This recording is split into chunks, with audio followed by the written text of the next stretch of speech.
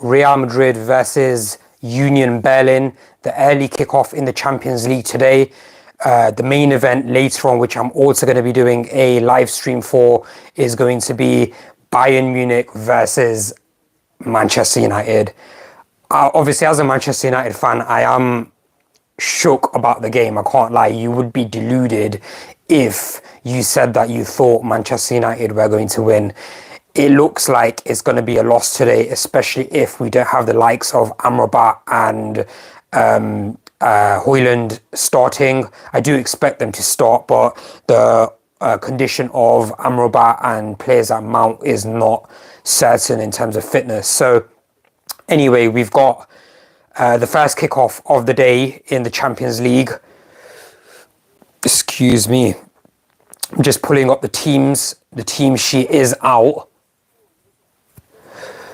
We do have a clip-on mic, so the audio quality should be pretty good.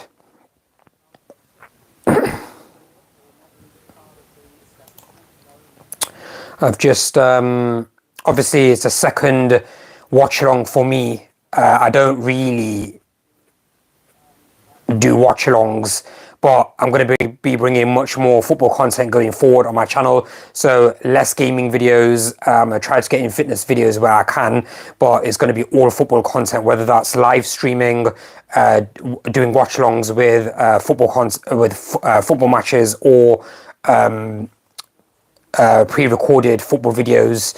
Check out the video that I put out, guys, the VAR one. I do think it is a banger. It's got me the most views that I've had in a long time over the first 24-hour period, so do go check that out. Also, do feel free to get involved in the chat. I do want to see you guys in the chat, and I want to see your recommendations, sort of what you think of the team sheets, things that happen in the game and that kind of stuff, and we can bat some questions backwards and forwards as well.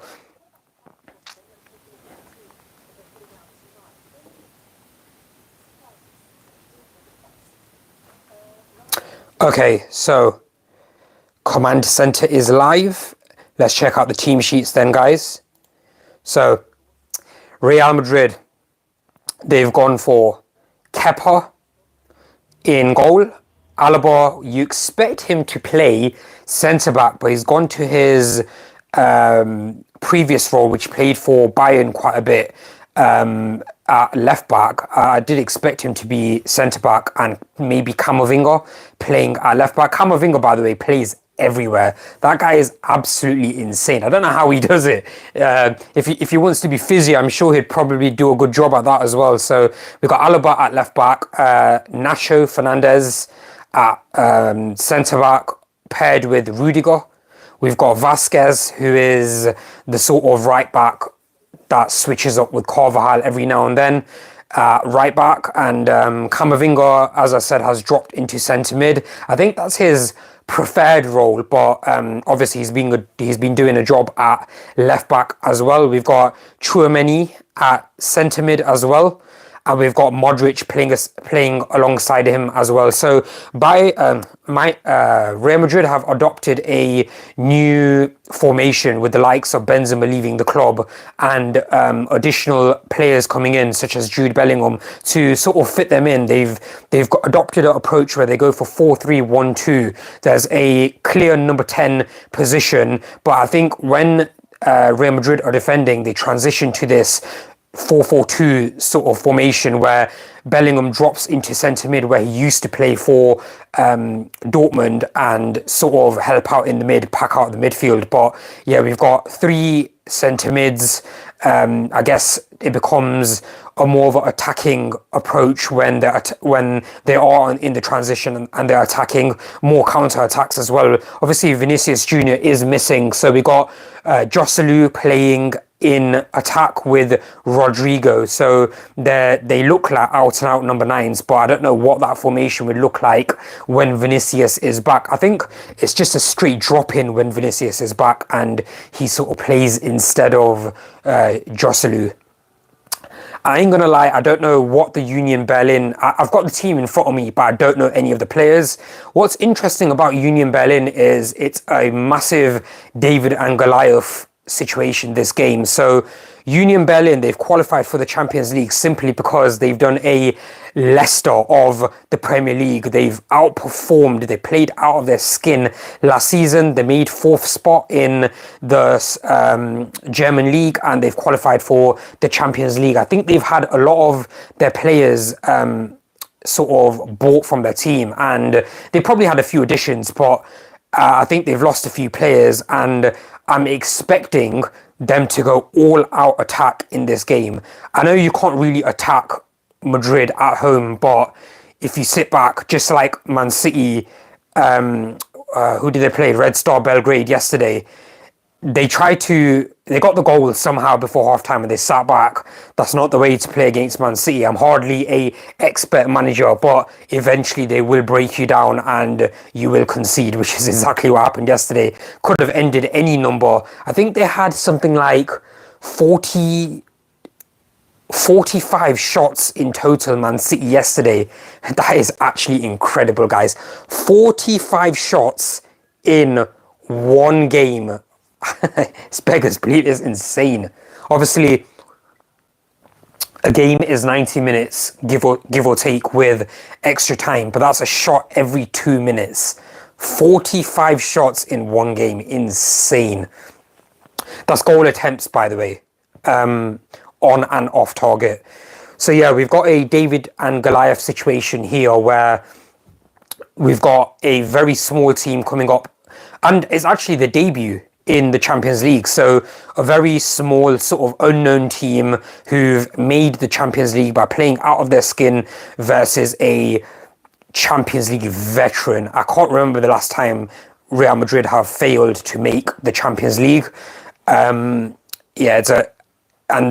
think they've got the record number of wins as well in the Champions League. So a massive David and Goliath situation when it comes to the Champions League. Thank you very much for the like, whoever has dropped in the stream. Appreciate the like. I can see that there is someone watching. Guys, please do feel free to get involved in the chat. I want to see if you have any recommendations in terms of videos that I should be making in terms of football content. I obviously made that VAR video, as I said at the start of this watch along. I made a VAR video, a pre-recorded video, and it's up on my channel now. You may enjoy it. It's quite controversial. I'm a bit unfiltered when I speak. Sometimes I get quite passionate. I've had a lot of feedback as well as intrinsic feedback where I've been told I basically talk too loud. So I do need to sort of rein that in. This mic is very sensitive and it's much better quality than using my phone microphone, which is what I'm recording from. So I've got no overlays and that sort of stuff on the screen. I've just got raw footage and we're just going to sort of vibe and go over what I'm seeing in this game. So what am I expecting from this Madrid and Union Berlin team game? Scoreline, I can't see Berlin's scoring. It's going to be one-way traffic. I don't think it's going to be as dominant as Man City versus Red Star yesterday, but it's going to be a very, very strong performance from Madrid and a healthy win. I'm leaning towards a scoreline of 2 or 3-0. I am going to go for 3-0 because, you know, it's their first performance in the Champions League. I think they're going to gas out early from all the attacking that Madrid are going to do. Union Berlin, I'm on about obviously. So they're going to gas out, and later on in the game when there's tired legs, there's going to be goals galore. I think the first goal should come after 30 minutes because I think they will sit in, they will feel their way into the game, but Madrid will eventually conquer this game 2 or 3-0. I am going to go for 3-0 just for that differential factor, basically. I think a lot of people are going to go 2-0. I don't think anyone's going to tip Union Berlin to score, really. We've got a lot of other games, obviously, on 2 today in the Champions League. The other early kickoff is Galatasaray and Copenhagen. It's a dead rubber game in terms of I don't think anyone's going to be watching that game. If you are watching football at the moment, it's obviously going to be the Madrid game. But for a Manchester United fan, which I am, it's a very interesting game because Galatasaray away is a very, very difficult game. As you know, they absolutely smoky bacon that stadium up with flares and whatnot. The environment is very hostile. The stadium is very loud. They get behind their fans. I would like Galatasaray to drop points where possible. So if Copenhagen, sorry, can take anything from this game, even if they can get a draw, it's good from a Manchester United fans perspective. But anyway, moving on to the Madrid game. As I said, I am expecting one-way traffic, heavy attacking by Madrid. Tired legs later on. I think for 30 minutes or so, they should hang on. So right now, I've got a slight delay on the game. I'm watching it on a 55-inch TV, if anyone's interested. LG CX, which was the TV of the year in 2021. OLED TV, that is. I gotta say the quality is pretty sick. Not of the TV. The TV's sick anyway, but the stream that I'm watching at the moment. So the fans are... It looks quite good actually. All the Union Berlin fans are wearing one colour. Obviously, they are away, but they're wearing their famous red jersey. The red jersey is obviously their home kit. Not many people buy the away kit, obviously, for representation when you come to a stadium, especially away. Yeah. So both lineups are sort of in the tunnel at the moment. I'm expecting a massive performance from Jude Bellingham. I think this is the obvious reason why Madrid have bought Bellingham in. They have won the Champions League the year before last. I think it was a final to Liverpool, wasn't it? Oh no, yeah, it was. Last season was City and Inter Milan in the final. I think they want to get back to competing in the Champions League. And I know they always compete anyway. They are a massive sort of, what's the word I'm looking for? They're a massive presence in the Champions League, a veteran team. As I said, you do very well to remember the last time they've not made the Champions League. The Spanish league is obviously a two-horse race with Atletico Madrid sort of chipping in here and there, trying to get into the top two spot, but it is a two-horse race between Barca and Madrid. Both teams sort of juggle who's going to win every single year. I mean, it could be worse. It could be like the French league, which PSG just walk every single year.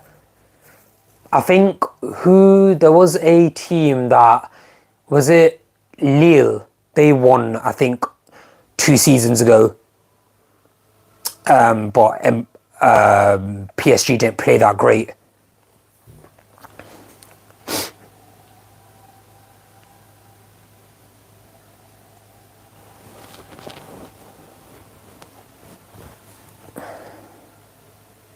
I'm trying to get center camera. Am I center of this camera? It looks it.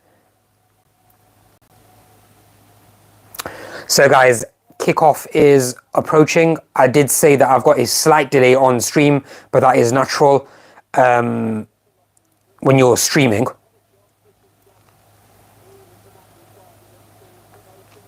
Yeah, as I said, I think Bellingham will show up. I think Rodrigo. I think the goal scorers are going to be Bellingham to get 1 and Rodrigo 2. I think Rodrigo will get 2. Guys, I see 2 of you in the live stream. Please feel free to get involved in the chat if you want to put some...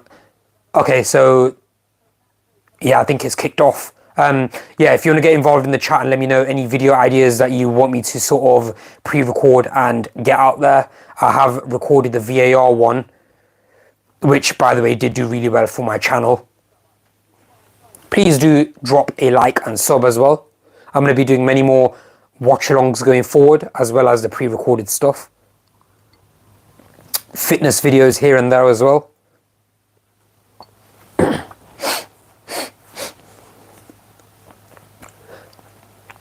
Guys, I am doing the Manchester United game as well. After this, being a Manchester United fan, I am absolutely bricking it. I am bricking it.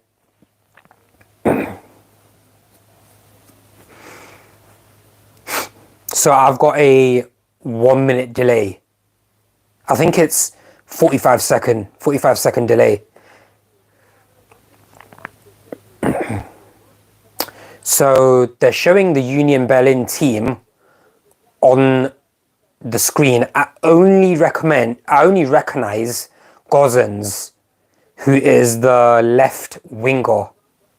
That's the only guy that I recognize in the whole team. So yeah, it's Union Berlin's debut in the Champions League. I think it's going to be David and Goliath. For 30 minutes-ish, they should hang on, trying to feel their way into the game. If it's an early goal, it's a wrap. It's an absolute wrap for them. The most they can do is try do what Red Star did to Man City yesterday and get a goal before half-time and just hang in there, but I can't see it. So Galatasaray has also kicked off against Copenhagen. Galatasaray are at home, and I think they're a minute ahead of this game. A very interesting game from a Manchester United fan's point of view. Obviously, we want Galatasaray to drop points because they are in the same group as Manchester United.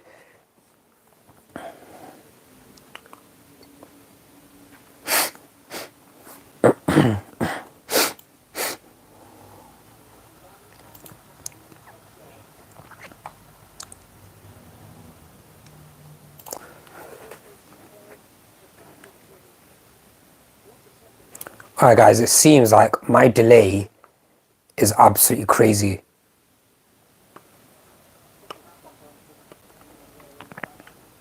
Anyway guys, it beats basically watching this game through stats. You can at least get a walkthrough of what's going on stream. I am actually shook for the Manchester United game later on. If you think that Manchester United are going to win that game, you are deluded. So, kick off.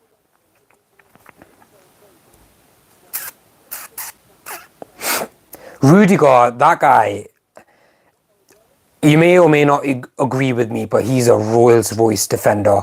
Quick, dominant, gets rid of stuff, no nonsense. He can take on a player, you know, that's how quick he is. Obviously, he's a centre-back, but if they need to, I think they'd play him full-back as well. So, it looks like quite a press from... Already a foul from... Oh, already a yellow card. Oh my God. Guys, 40 seconds in... 40 seconds in, Union Berlin have got a yellow card. This referee is not playing around, but he has set the tone for this match. Any pulling back of a player, tactical fouls, is going to be a yellow card from now on. Yellow card in 40 seconds. Absolutely nuts. That player will pay for that. He will pay for that. He is on a yellow for nigh on 90 minutes now, probably more considering added time.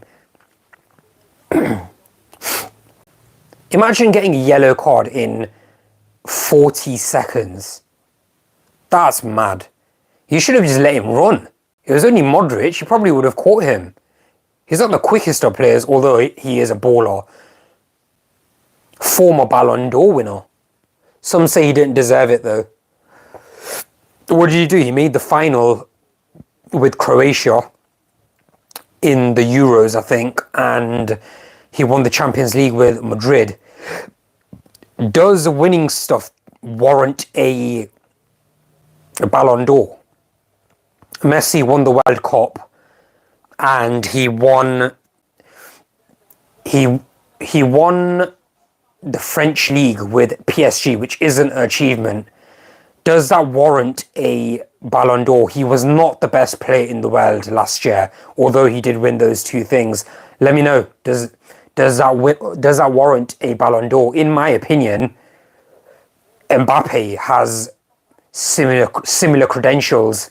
Scored a hat-trick in the final of the World Cup.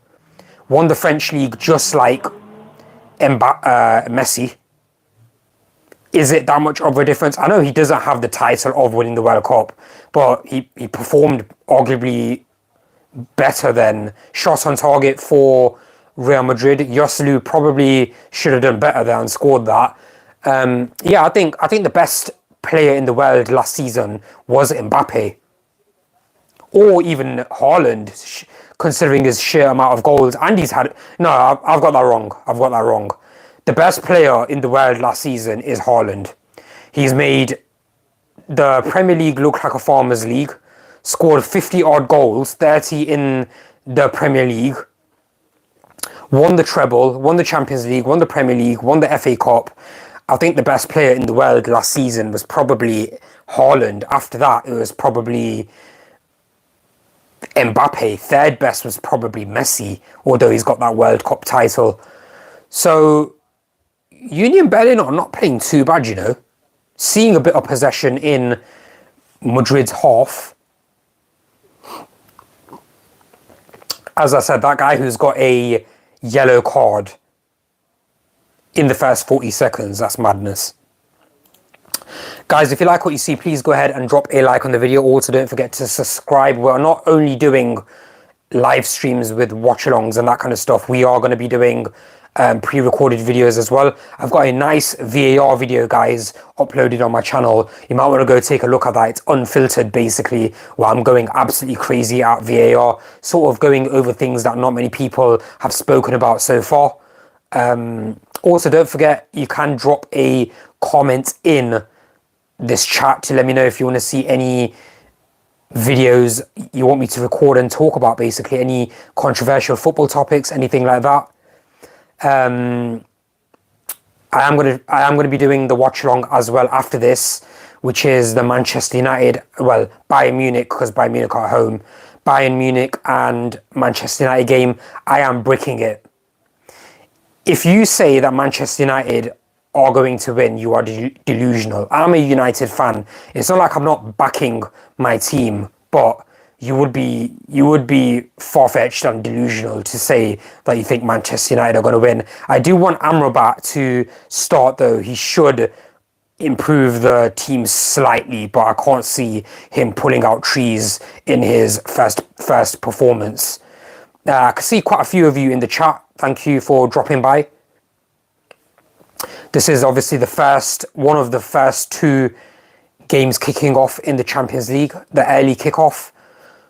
Oh, Madrid have crossed the ball, and Joselu again, he's headed the ball wide. The first time he's headed the ball at the goalkeeper, which is a shot on goal, shot on target, and this time he's headed it wide. I can't see this going any other way apart from a Real Madrid win.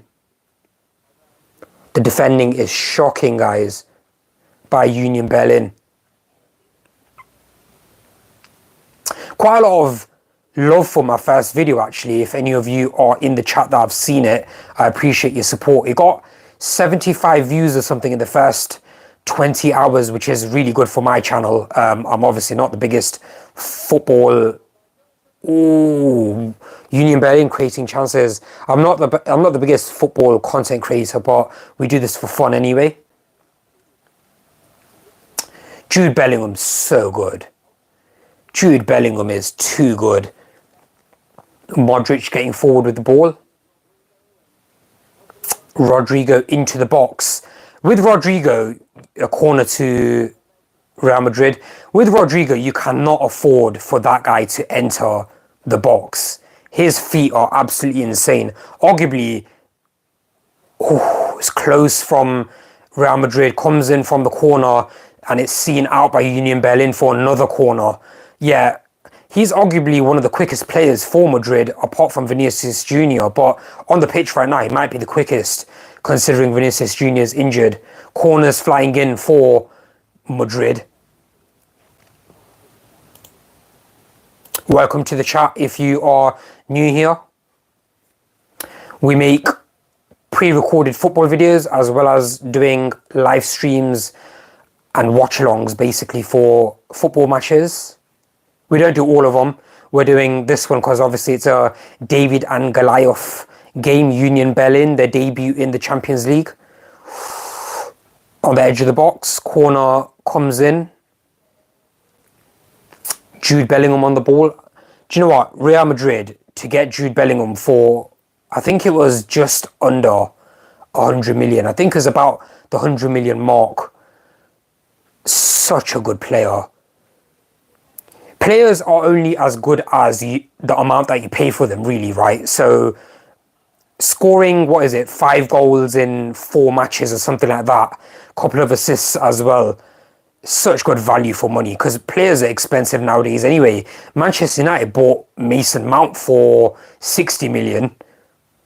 If Dortmund were willing to sell to Manchester United and his preference not being Real Madrid, you could put in 40 more million and try to buy Jude Bellingham. Appreciate the like, whoever's liked the stream. Appreciate that.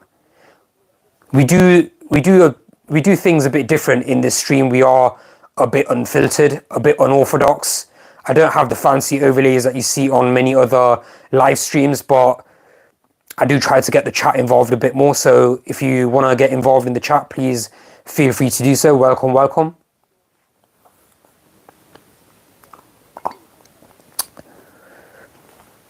Union Berlin just parked up in their own half.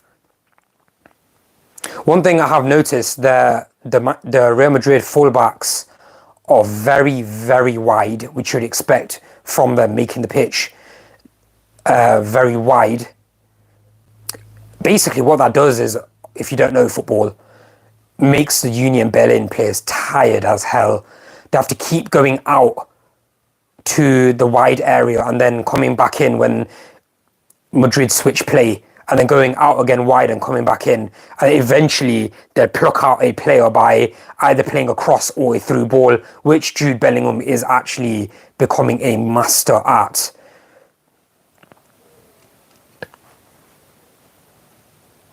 The way this game is going, it's going wide to the Madrid fullbacks. They're crossing it. So far, it's gone twice onto Yossolu's head, the newly signed Real Madrid player. One has gone into the hands of the goalkeeper and the other one's gone wide. So it's coming. I wouldn't be surprised if the first goal comes from a header. Modric, I've noticed, is playing a bit more of a advanced position, which is what you'd expect Jude Bellingham to be playing, but it is on the transition. When Madrid are defending, he drops in, and when they're attacking, he goes forward, which you'd expect, really, but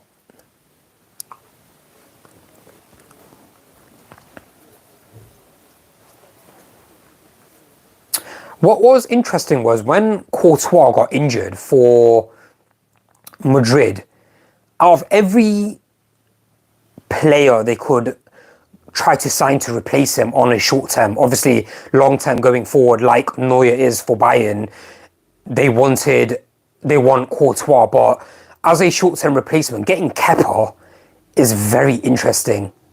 Very interesting. I think they identified which player is not playing as much for their team, but is also good quality and good value for money. And they've rightfully identified Kepa. Modric on the edge of the box. Rodrigo has entered the box. Crossing position. How many players? 1, 2, 3, 4, 5, 6, 7, 9 players in the Union Berlin box defending the ball. Nuts. I don't see this going the way that the City game against Red Star did yesterday. I don't think it's going to be that dominant, but it is going to go in similar fashion. 45 shots on goal, I think I saw, well, 45 attempts I saw yesterday from Man City. Take a moment to think about that. 45 attempts.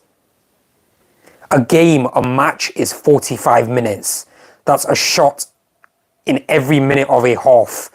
Double that for 90 minutes. They're basically shooting once every 2 minutes. That's nuts. That's nuts. Shooting once every 2 minutes. How do you even do that? It was basically shoot. The ball's gone for corner, recycle it. They got 10 corners yesterday, I think. Get the ball, recycle it. Another shot on goal. Comes back out for a deflection. Recycle it. Another shot on goal. It's just nuts. Crypto Ball, welcome to the channel. I am watching it on a live stream. I do have a slight delay, but it's natural for a live stream. Let me get some streams up for you. Give me a second. I'll give you some streams. So I've got VIP Box Sports Streams. You can go to that. VIP Box TV. 24 EPL site.football. And then Total Sportec is another streaming site. So there's 4 streaming sites for you there, mate. It's pretty good quality, you know. It hasn't broken once since watching.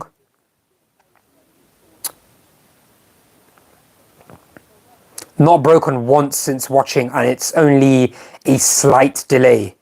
This isn't the main event of me streaming today, by the way. We are doing the Bayern Munich and Manchester United game later on. As a Manchester United fan, I am absolutely bricking that match. You'd be deluded to say if you think Manchester United are going to win that game.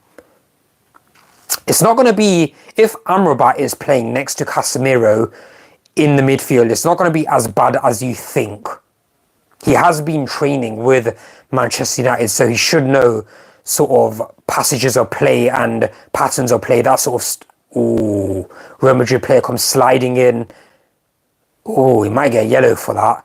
Guys, in this match, a Union Berlin player got a yellow card in 40 seconds. He got the ball. Lucas Hernandez, I think, or Lucas Vasquez, sorry. He's got the ball there. I can't believe that was a foul. Oh, Rudiger, what a Rolls Royce of a defender, guys. Amazing defender. He was linked for a very short time to Manchester United. I wish United could have somehow got him. But obviously, when Real Madrid comes calling, you're going. You are going. United are one of the biggest football teams in the world, but you would have to admit that Real Madrid are on just another level. Guys, have you seen Madrid's new sort of turf, their pitch? They can actually withdraw their pitch. It comes apart in thirds and they sort of retract it and it goes underground, and they can sort of put a new surface up for it, like live events, like concerts and like different sporting events. If they're renting it out to, I don't know, different sporting institutions, it's worth a watch, you know, on YouTube. It's pretty sick. I've never seen that before. Goes underground, their turf. Corner to Union Berlin against the runner play. It goes out, is cleared, and it's gone back to the centre-back, and now it's gone back to the goalkeeper. Such a waste, guys. It's such a waste.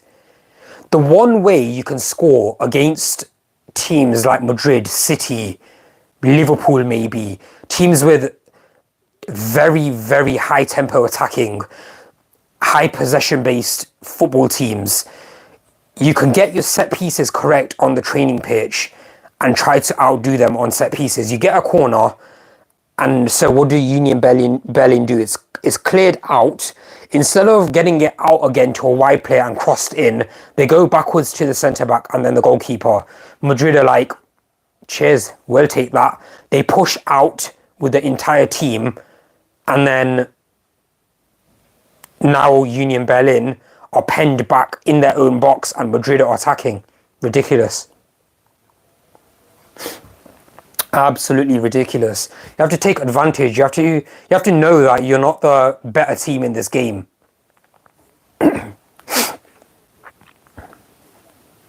Sort of what Manchester United have to do in the game against Bayern Munich. Think rationally. Erik ten Hag cannot say, let's take the game to Bayern Munich. Manchester United are a counter-attacking football team. They don't have high possession stats. They don't have more of the ball than other teams in football matches. So what do? You need to be counter-attacking. That's the way Manchester United are gonna score. You can hoof the ball up as well. Know your place.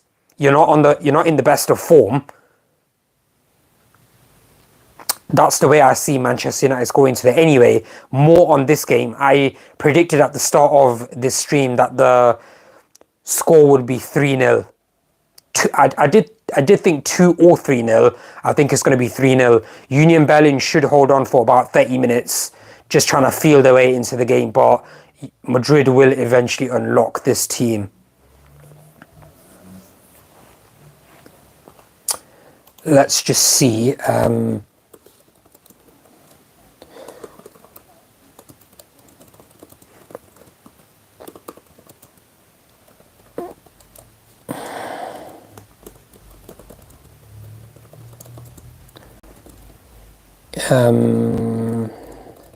So I've got my laptop next to me, guys. I'm just looking at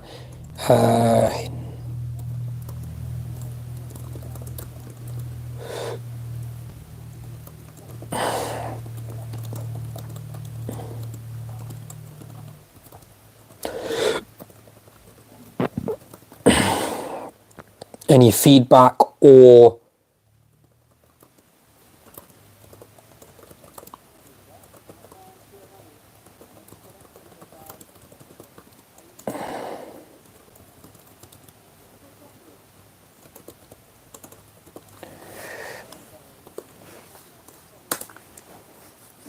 can I pin that?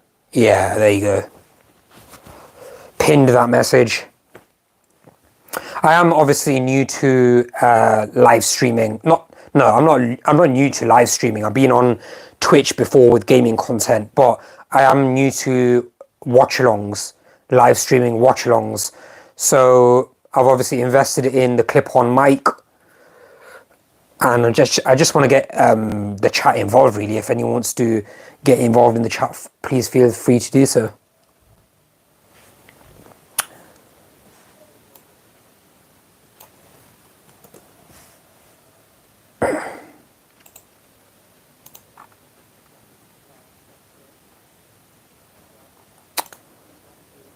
They're defending. Madrid's defending's good as well.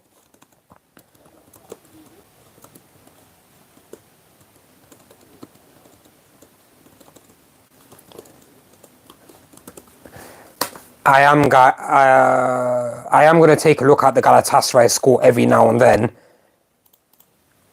It's good to have my laptop next to me. I've got like a little control center where I can see what you guys are messaging if you do. Crypto Football, I don't know if you're watching, but I hope you found a live stream for you to watch.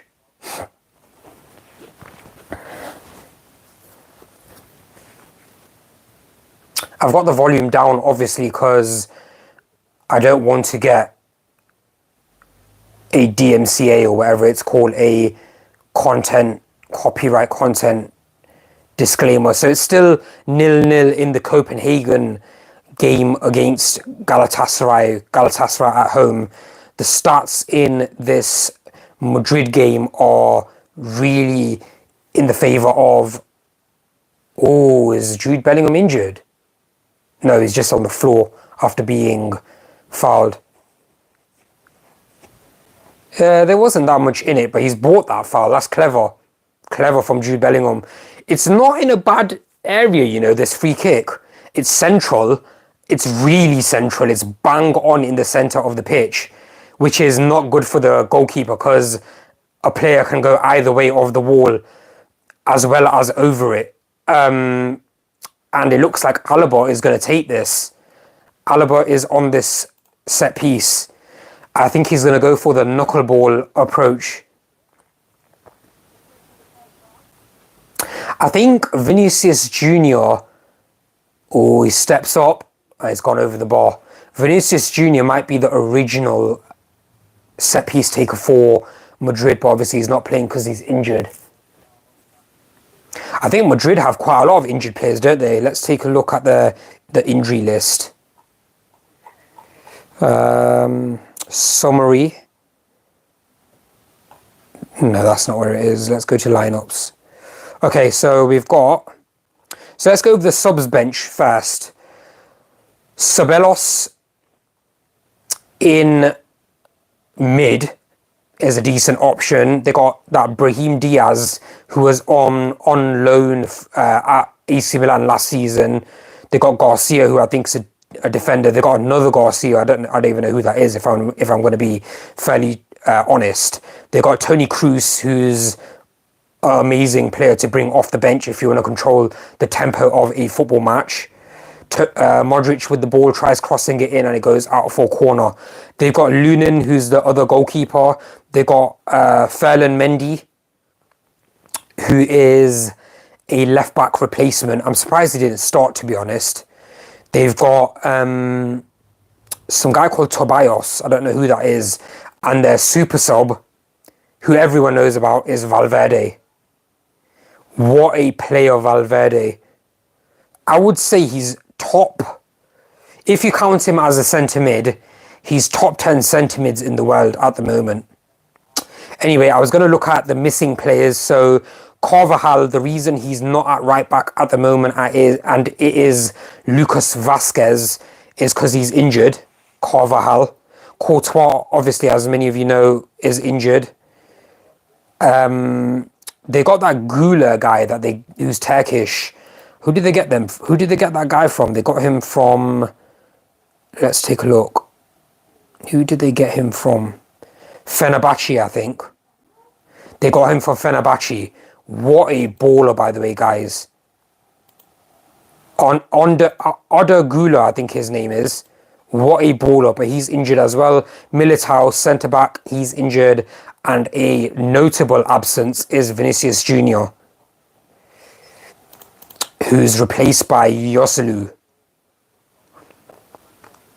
So, in case you missed it, Union Berlin had... Ooh, that's a bad challenge on Modric. Stamped on his foot. Yeah, in case you missed it, Union Berlin had a player yellow carded in 40 seconds. Maybe even 39 seconds. From what I saw, 40 seconds. Imagine being a centre mid and being carded in 40 seconds. You have to let every single player run after that. Can't make any technical fouls.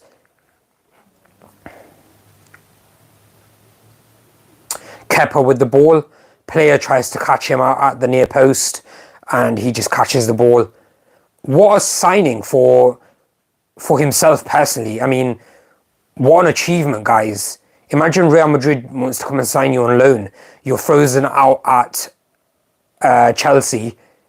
You just come along and, yeah, I'll take the loan. Loan move to Real Madrid. The player who replaced him is Sanchez from Brighton. So, guys, if you don't know, I watch a lot of football. Not necessarily live streaming watch-alongs, but I just generally love football. I watch so many games over the week. Ooh, crossed in, but seen out by Union Berlin. This is one-way traffic. So yeah, I watch a lot of games throughout the week. So I rate my football knowledge as average. I know a few players, not really a mastermind when it comes to football knowledge. But yeah, I like to do watch-alongs wherever possible. Any derby matches, Champions League games, Manchester United games, I'm going to be trying to Chouameni on the edge of the box, goes for a shot and blazes it into Rosed. Yeah, I'm going to try to do United games, derbies, any big games really, try to live stream them. The main event of the day, guys, is going to be Bayern Munich and Manchester United. Kick-off at 8 o'clock. I am shook for that game. If I see Casemiro teamed up with Scott McTominay in centre mid, it's a wrap. It's a absolute wrap. If Eriksen's playing, it's a wrap. It has to be Amrabat next to Casemiro in midfield. Scott McTominay is just a player who gets about. He's just physical, really. No technical ability on the ball. And Eriksen is the polar opposite. Quite good on the ball. Got an assist a couple of games ago where he plays a through ball and gets Rashford in. Rashford scores. It might have been against Arsenal, I don't know. But quite a good goal. But getting back, getting about, defending, absolutely shocking. He's not good enough. He is not a centre mid. He is a number 10. He's creative. He needs sort of the license to get forward, stay forward, create, play in Højlund, play in Martial if he's playing, get balls out to Rashford, through balls, that sort of stuff. You can't expect him to get back. That is not his game. He's not that sort of player. He can't do it. He's not physical. He gets outrun. He gets outpowered. He's not good enough. Goal kick to Union Berlin. So as I said, guys, at the start of this watch along, Union Berlin will hold on, in my opinion, for about 30 minutes. It's coming up to the 29th minute and they'll feel their way into the game. I think they have an opportunity of getting a goal if Madrid don't score soon. I did say it would be 3-0. I thought 2-0 or 3-0. I've gone with 3-0. Scoreline, it's pretty good for them.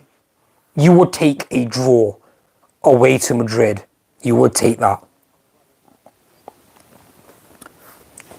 They'd snap your hand off if you gave that them before the match started. Rodrigo with the ball on the edge of the box. If he enters it, you're in deep shit. Corner to Real Madrid. The thing with Madrid is, apart from Rudiger, maybe Alaba, I don't know about Tchouaméni, Jude Bellingham, I don't think there's that many players that get their head onto, what the hell's going on here? Alaba looks like he's going to take the corner. He's standing there right in front of the ball and Modric is behind him. Not there in front of him to get the ball for a short corner. He's behind him like he's going to take it as well. I've never seen that in my life. That's weird. What's that? It's a new tactic.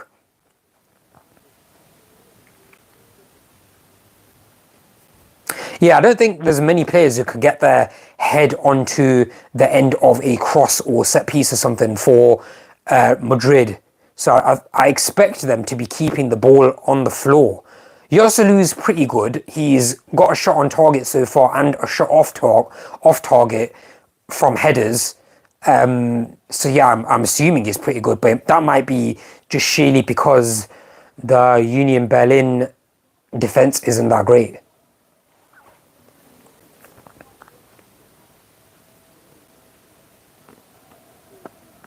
Modric dictating play.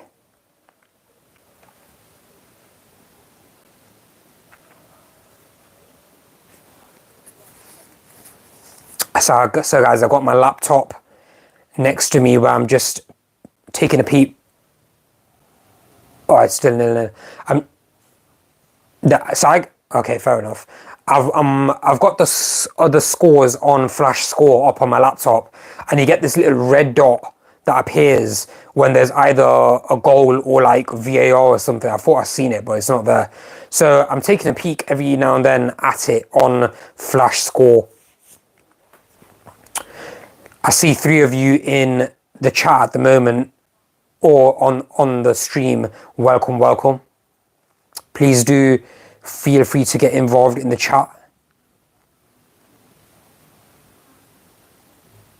Also, don't forget, guys, I've got a pre-recorded football video about VAR up on my channel. I will be making other random videos as well, either talking points, stuff that's happening good or bad in football at the moment, controversial stuff, random stuff, completely random crap that comes into my head, but at least it's original. I'm making pre-recorded football videos. I think you're gonna like them. Some very, very random stuff coming up on my channel. If you like the stream, guys, please do consider dropping a like. It gets more exposure to my stream, which is obviously a good thing. I want to try to build a community in the long run where we sort of just bat talking points between us, any ideas, any feedback.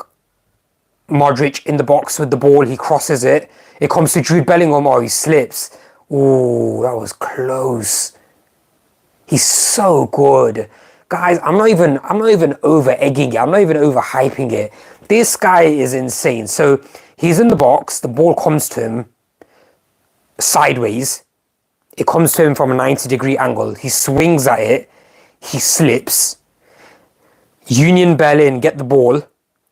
He gets up, he recovers, and he tackles the guy with the ball after slipping. He's on his knee.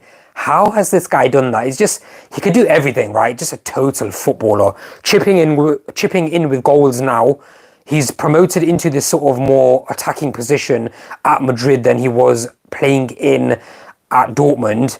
And he's just showing his class by chipping in with goals, assists, recovering the ball, playmaker. So good.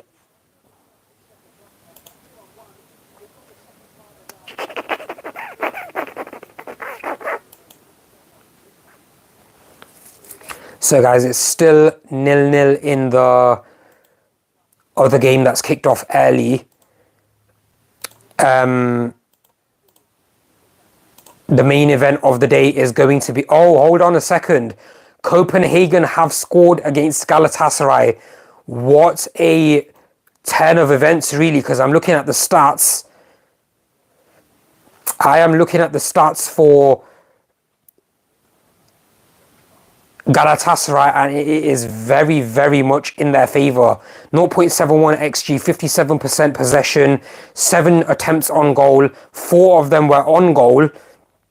They've got 4 corners as opposed to a measly 0.03 XG from Copenhagen. Imagine scoring with a 0.03 XG. Crazy. Crazy. So that is good from a Manchester United fan's point of view. We want Galatasaray to be dropping points because they are the next best team after us and obviously Bayern in the group. I expect Bayern to realistically finish first. It's going to be between us and them, but after that it's going to be Galatasaray. So any points dropped is great for us. Realistically, a draw against Bayern away from home is a good result if United can get that. So guys, the main event of the day is going to be a watch along that I do later on. I'm going to cut this one off after the match has finished, and I'm going to start another one after a short break, and that is going to be the main event where... Oh, that's going to be a yellow card. It is a yellow card. Yeah, so Munich host Manchester United in the Allianz Arena. Tchouaméni has gone into the book. He's flown in, absolutely flown in with a slide tackle, nowhere near the ball, and he's got a very, very obvious yellow card. Madrid are not even disputing it. Madrid are not even arguing. Tchouaméni just walks away with his head held. Yeah, the Copenhagen goal has stood. I do peer back to the matches when a goal's gone in, because you never know nowadays. VAR just chalks that off very often nowadays as well. Welcome to the stream if you are new here. I guess everyone is going to be new considering this is only my second live stream watch along. Coming up to half time now, and Union Berlin have held on pretty good, you know. Let's see the lineup of Galatasaray. Is Zaha... So they've got Zaha, Icardi. They've got quite a few good players playing for Galatasaray. So no Zaha, Icardi is playing in strike. Mertens, oh yeah, I forgot about Mertens. From, I think he went to the US, didn't he, for a while? Or even he used to play at Napoli. Mertens is behind Icardi in strike. Ziyech is playing on the wing, who's on a yellow. They got Torreira, who used to play for Arsenal. I think he played at Marseille for a bit as well, or Lyon or someone like that. Kepa collects the ball after Union Berlin tried to cross it. So yeah, looks like a decent team from Galatasaray. They've got Wilfried Zaha on the bench. So they had a lot of players that were not registered. They got Davinson Sanchez as well, and Ndombele. So Davinson Sanchez used to play for Spurs. Same with Ndombele, used to play for Spurs. Zaha obviously has made a move from Crystal Palace. The bench looks quite strong. I am expecting Galatasaray at some point to get back into that game. Still 0-0 here at the Bernabeu Stadium. Corner to Real Madrid. Coming up to half time.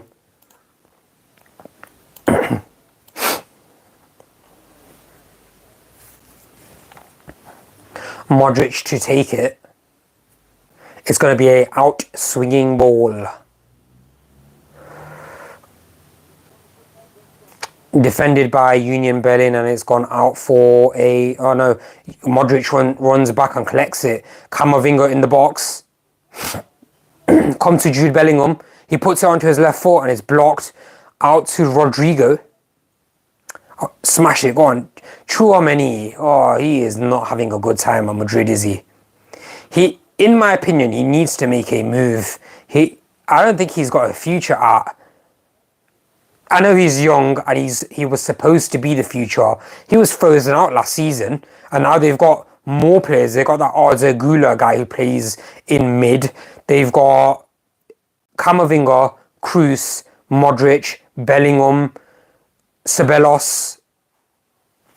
I don't know. Does he have a future at Madrid? Should have went to Liverpool, in my opinion, and it would have been a good signing for Liverpool as well. They were searching for midfielders. I think they were linked to him, but obviously Real Madrid stepped in, and he's not going to turn down Madrid over a small club like Liverpool. Anyone watching this retrospectively that's a Liverpool fan is not going to be happy with that. They're going to be like, yeah, but they're a bigger team than Manchester United. What have Manchester United achieved in the last 10 years? You won the EFL Cup. Do you know what I love, yeah? Where Liverpool fans talk about 7-0. It is a shocking scoreline from a Manchester United fan, yes. Yes, 100%. I'm not playing that down. Literally, it only hurt for like 1 week. You got 3 points. Well done. Like, imagine if Liverpool won the treble, beat us 7-0 in the process, and then gloated about it. I'd be pissed off.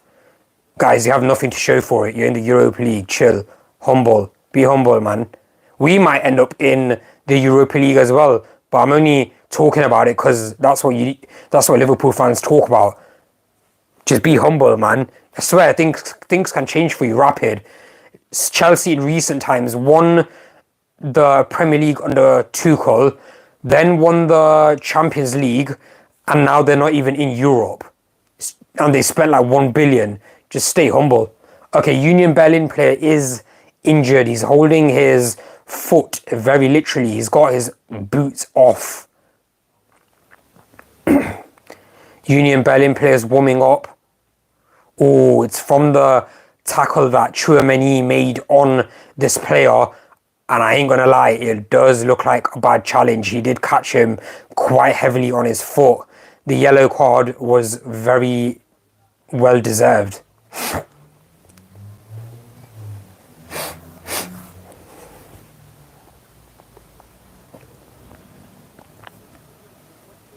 He might be coming off the pitch. Maybe. They've got players warming up.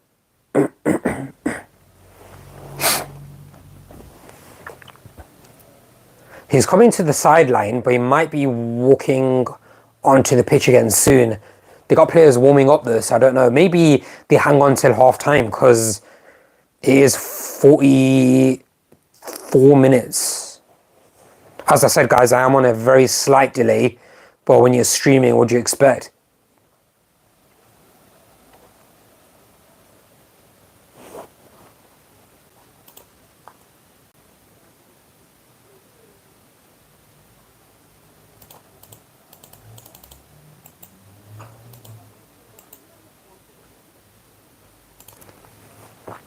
So possession has been all in the favour of Madrid. In fact, let's get a proper stat up for you. Stats. So XG is 0.82 and possession is 71% possession. It's looking like a Man City game from yesterday. Offside to... Who's offside? I think it was Rodrigo. Yep. 0.82 XG. Yeah, you'd think that it's only a matter of time until Madrid score. Maybe if they can hang on to a draw by sitting back the whole game. I don't know. They obviously got options off the bench as well. They've got Valverde. I think Madrid thought they don't even need Valverde. I don't think he's injured. I just think they didn't think they need him in this game.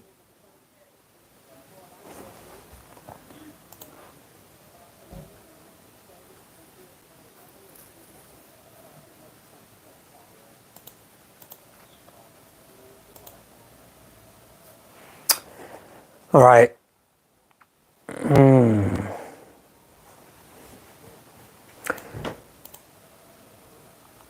I can't wait for the team lineups to come out for the United game. Vasquez crosses the ball in and it's gone out for a corner. I think the corner count's rising massively as well. Let's take a look at that.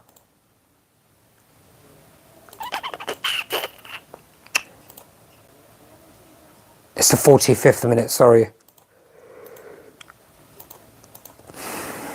Stats 8 corners to Real Madrid.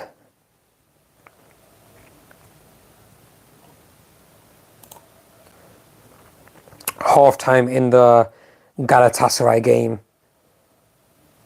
1-0 to Copenhagen, who are away. So it's 6:30 at the moment. I'm expecting teams to come out in about half an hour at 8 o'clock.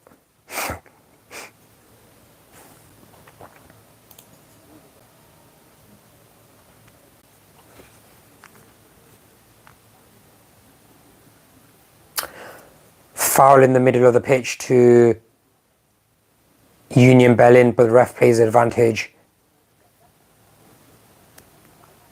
Every set-piece opportunity that Union Berlin get, they need to cram players forward. I know Madrid have players like Rodrigo that can get forward and hurt them on the counter-attack, but the only way I see Union Berlin scoring is from set pieces, maybe a penno or something like that.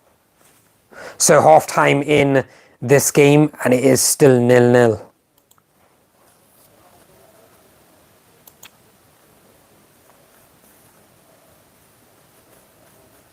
Zero shots on goal for Union Berlin to Real Madrid's 1, which was from Joselu,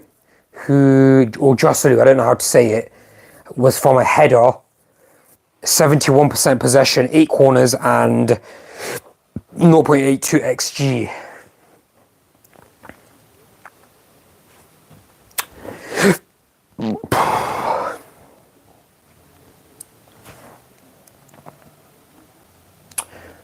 What filters do I have? Let's take a look at some filters.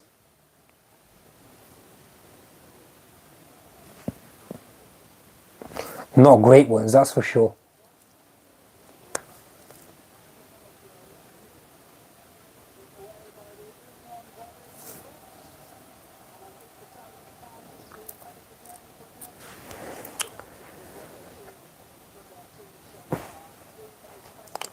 Let's get rid of that. Nope. Okay, apologies. I was just trying some stuff out. Still very new to the watch along scene.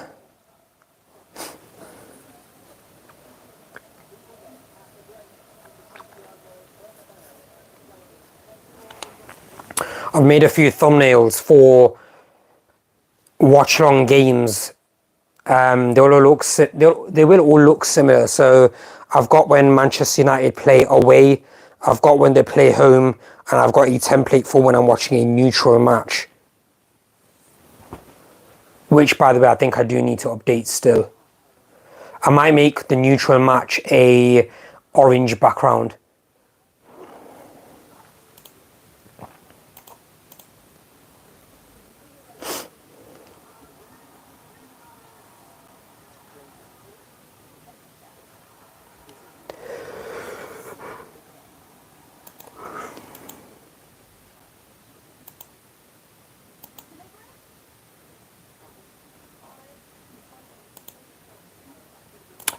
I wonder, hold on.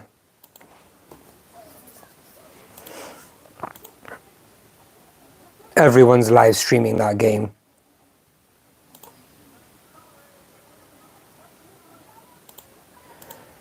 Oh, what a fail. Guys, what a fail on my part. I had monetization off. What a twat. I know I've only had like 30 viewers in total, but okay, I need to remember that. Oh well.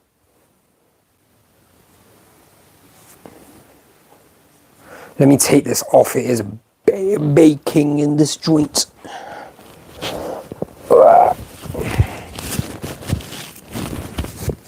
Shit, I should have taken my microphone off. Apologies for the crackling and all of that.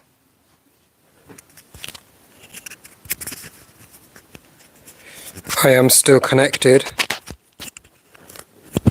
There we go. See, I had monetization off. What an absolute idiot.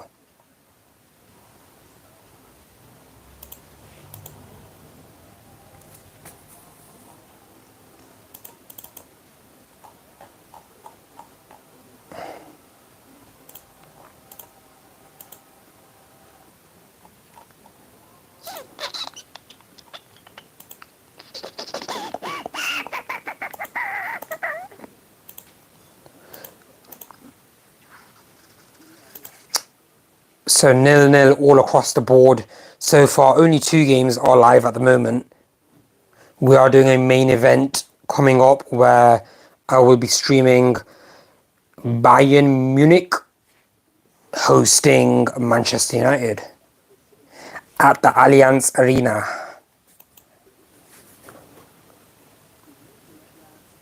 I cannot believe I had monetization off. What an absolute idiot.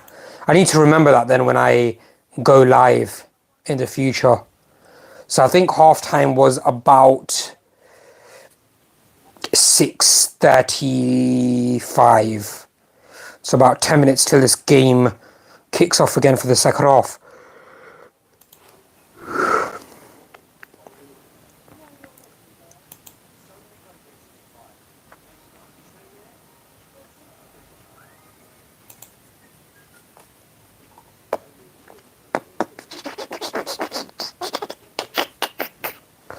Some other good games today as well, guys. We've got Arsenal hosting PSV. Benfica hosting Salzburg. I think Benfica has Di Maria now. Di Maria's gone back there. We've got Braga hosting Napoli over in Portugal. Real Sociedad hosting Inter Milan, who are last year's finalists.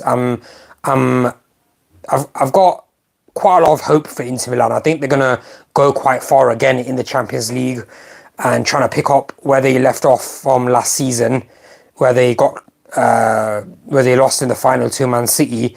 But yeah, Real Sociedad are hosting them over in Spain, and another Spanish hosted game, Sevilla against Lens, who are a French team.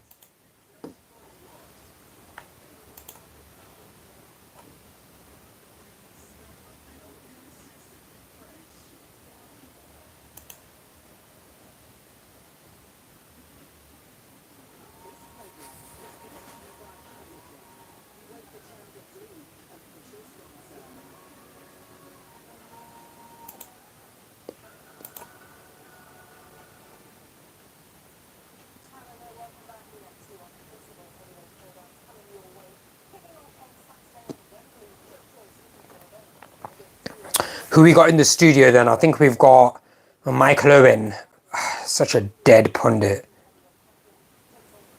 Michael Owen is such a dead pundit. Was a baller, no doubt.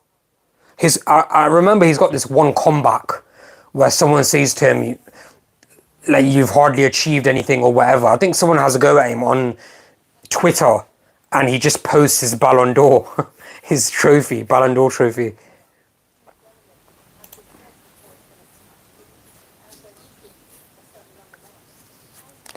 What a comeback though, right? Imagine someone trying to get back at you for something and you just post your Ballon d'Or trophy.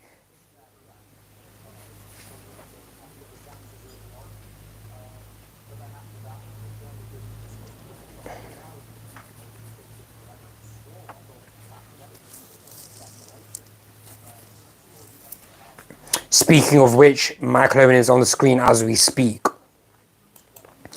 I swear, whoever's decided to sign him for TNT Sports or BT Sports or whatever, I'm still going to keep calling it BT Sport because no one is ever saying, yeah, put TNT Sports 1 on because United are playing or Madrid are playing or something. You're just saying put BT Sport on, that's it, simple as.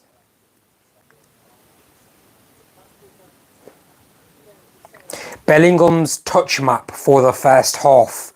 He's had only 4 touches in his own half. Everything else has been progressive and advanced in the Union Berlin's half.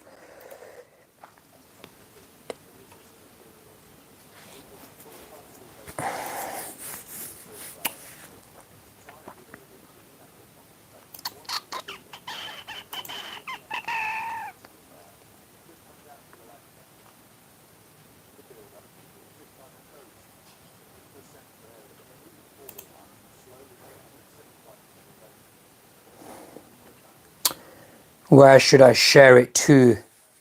I can share this this stream.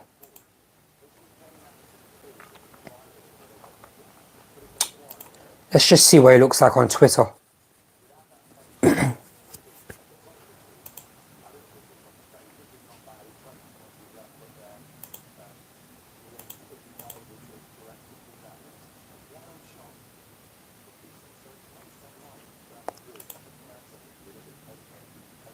Okay, so much for sharing it. Nothing even happened.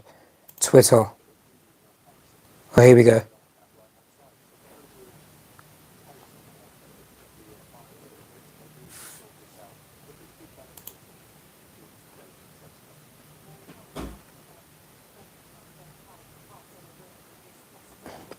What else can I do? I can add media.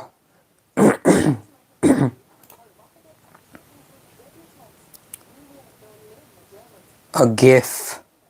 A poll emoji. I could schedule it. What's this? What's add? Oh, I can add another post. I didn't know you could do that on Twitter.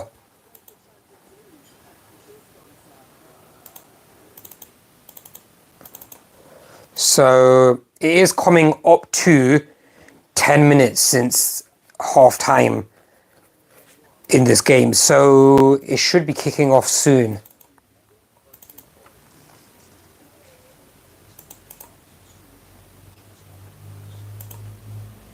I've just posted on my Twitter to promote this this stream. Please go follow my socials, guys, if you haven't already. We're going to be posting pre-recorded videos as well as doing live streams for football matches.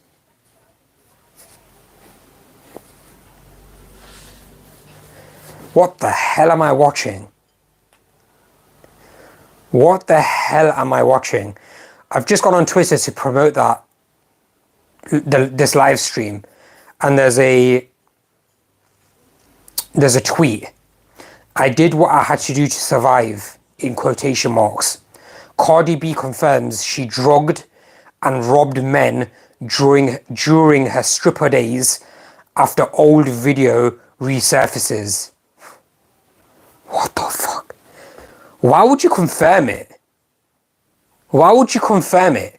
Are you that clear in the world where you can afford to be cancelled and stuff like that?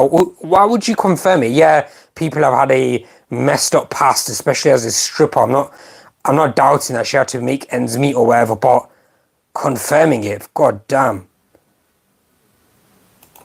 I'm getting off Twitter. See, social media is a madness. Social media is nuts, man. Guys, if you are new around here, please go ahead and check out my YouTube channel where I post pre-recorded videos about football stuff as well. Football content, controversial stuff, good and bad of what's happening in football at the moment. You may like what you see. It is unorthodox, unfiltered, but it is original.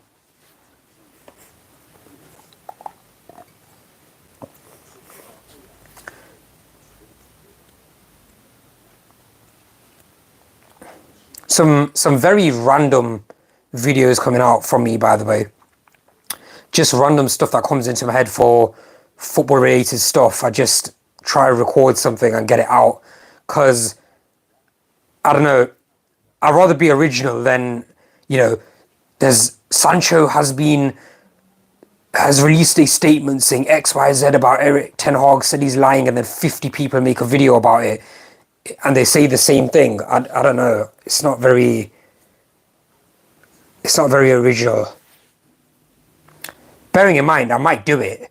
I might make a video about Sancho as well if I've got my own opinion about something which I feel that people have not covered or is a bit unfiltered or unorthodox. Because what happens, guys, is big streamers, they have their own agenda. They might get, for example, the United stand. I love the United stand, but they'll never really slag off Manchester United or say anything bad about the club or whatever, because when it comes to press conferences, they are invited to them. They'll just be told to get out. They'll just be told to not attend. So that everyone's got their own agenda. Gary Neville, will he really ever say Maguire is shit? He thinks it. Everyone thinks it. Rio Ferdinand thinks it. Will anyone ever say Harry Maguire is shit? They will never say it. Never. They've just got too much riding, like, on the line. They just got too many things on the line for them that's going good. They might not get invited to stuff to do with Harry Maguire in the future. No interviews, no BBC stuff. You never know. So yeah, I'm going to try to be unfiltered here. Don't really do this for money. We do it for... It's a bit of a stress relief, really, and it's good vibes. I watch football anyway, so why not stream and just do a watch along? 3 p.m. kickoffs, guys. I do a lot of them. Well, I will be doing a lot of them. I done a 3 p.m. kickoff before Brighton versus... Well, Manchester United versus Brighton, because Manchester United were at home. And it was a 3 p.m. kickoff. So instead of following the game by watching stats or whatever, why not drop along and follow the match here? Harry Kane has entered the building. They're showing all the players walking in at the Allianz Arena. Bruno Fernandes has got his headphones on. Erik Ten Hag looks determined. We've got Hannibal Mabry.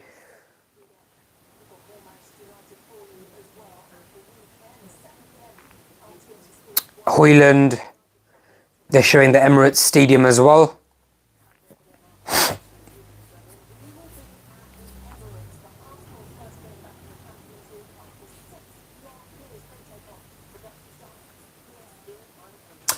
Mikel Arteta. I mean, I can't really say that. I was going to say what a job he's doing at Arsenal, but they haven't really won anything. But they're heading in the right direction. He's doing pretty well. That whole thing about Raya and Ramsdale. It's weird to me. It's absolutely alien. He's just doing it to maybe like be viral or something. You're not gonna sub a goalkeeper mid-game.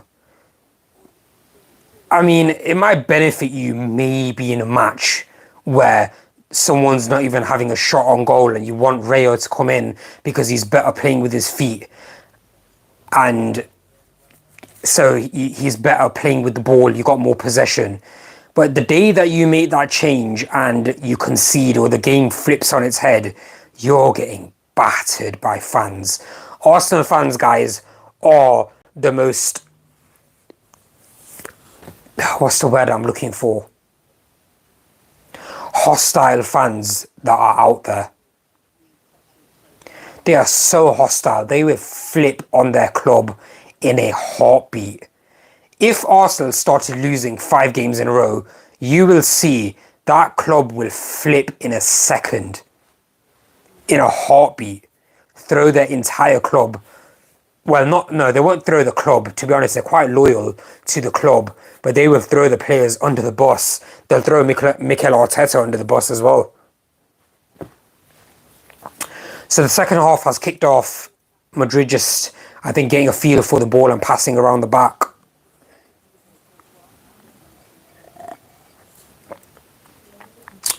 I can't wait for the team sheet to come out. It should be 8 minutes away, guys, for the Bayern Munich and Manchester United game. Stay tuned for my reaction to that. If I see Maguire, well, no, that's a lie. Maguire's injured, so he won't play anyway. So I'm absolutely over the moon for that, because you never know what you're going to get from this team. If one of the other centre-backs are injured, you could potentially see Johnny Evans and Maguire. I never want to see that again, by the way. That centre-back partnership should never happen ever again. Play Casemiro centre-back if you have to. Do not play a 36-year-old ex-relegated player last season in centre-mid alongside the biggest brick house fridge, some magnet head who can't even turn properly. I'm not attacking him personally. He's genuinely not a good footballer because his head's so big that he can't turn. He can't turn quick enough. I don't get what people want from Harry Maguire. The guy is just slow. This is what he brings to the table. You have to accept it. He's not a good enough player to play for Manchester United. Manchester United are not doing well anyway, but he's not good enough to play even then. So yeah, if I don't see Casemiro in centre mid alongside Amrabat, and furthermore, if I see Casemiro alongside Scott McTominay, it's not looking good, bruv. It's a wrap. It's a wrap if I see that.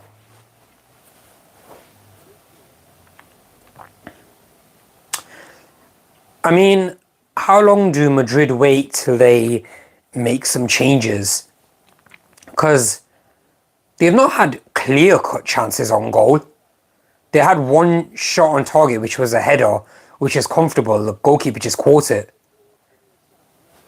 You may need to think about that. And Union Berlin are crossing the ball a lot as well. Side netting, a shot from Union Berlin. Still 1-0 in the Galatasaray and Copenhagen game. Lineups are out. Guys, the lineups are out for the Manchester United game.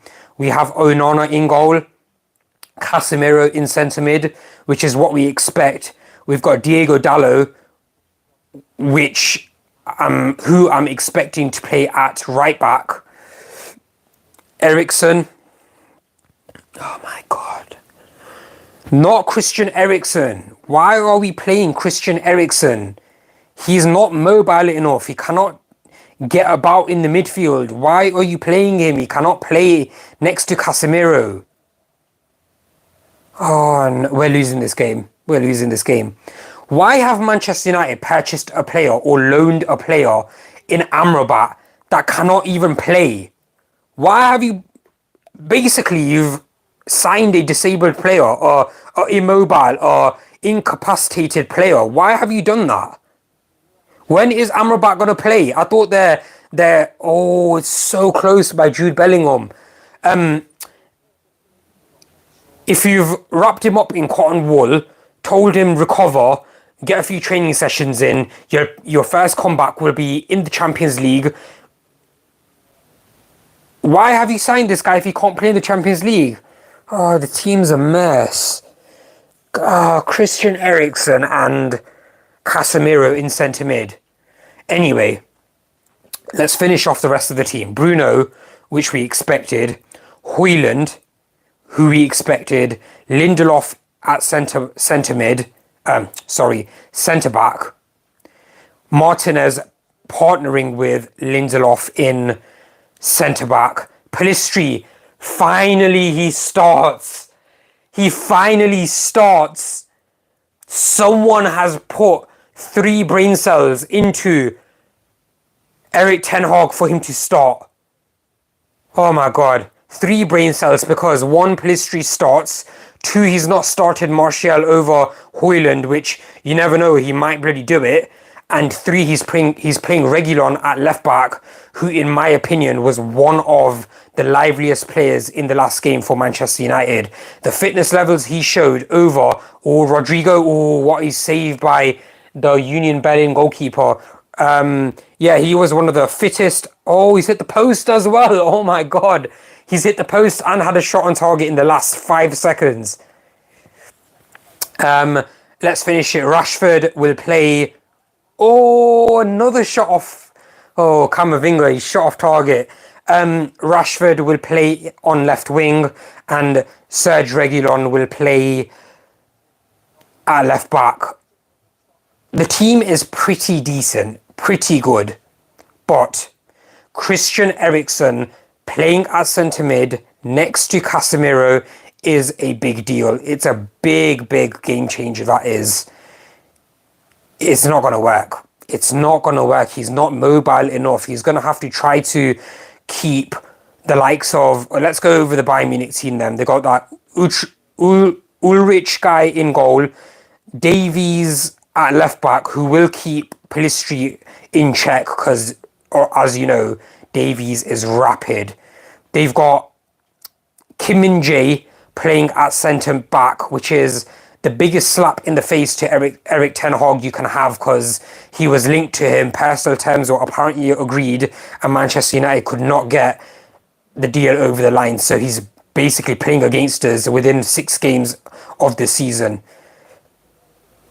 So it's going to be Kim Min-jae versus Højlund, I expect, because they got that Upamecano guy playing partnered with Kim Min-jae at centre-back.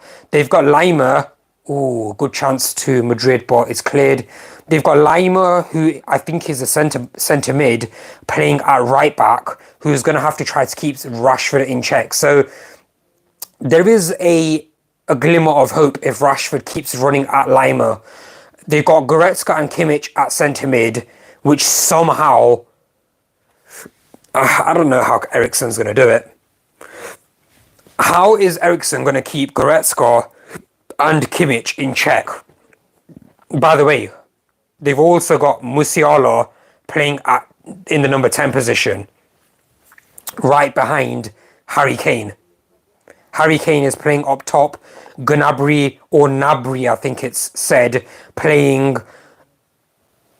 So it's a 4-2-3-1 position. Nabry is playing in the attacking left side position and Sané is playing in the right-sided attacking position. I think it's going to be a winger position that they adopt in-game. But Goretzka, Kimmich and Musiala versus Bruno Fernandes, Casemiro and Eriksen. It is a massive mismatch. Bruno gets back, but it's not his game. He's not going to be able to control them, especially if he's relying on Eriksen to also team up in there with Casemiro. Camavinga's got the ball on the edge of the box. Oh, it's a goal. Oh my God. It's a shot by Rodrigo, I think. It's a shot by, who is this? No, it's a shot by Joselu, however you say it, saved by the goalkeeper. It's on the goal line, and the defender heads the ball over the bar, corner to Real Madrid. Only 59 minutes, 1 hour left, basically, till kickoff in the main event of the day. Corner being whipped in by Alaba. Goalkeeper punches it, cleared by Union Berlin to Modric, and he plays the ball back out so it can go to Alaba. Union Berlin are defending pretty good, you know. Foul to Union Berlin. Camavinga commits the foul. Yeah, Union Berlin are hanging in there, you know. I'm not liking the midfield. Why are they playing? Is he... Okay, hold on. Is he on the bloody subs bench? Is that what they're doing? Is that what are they protecting him? So the subs bench looks like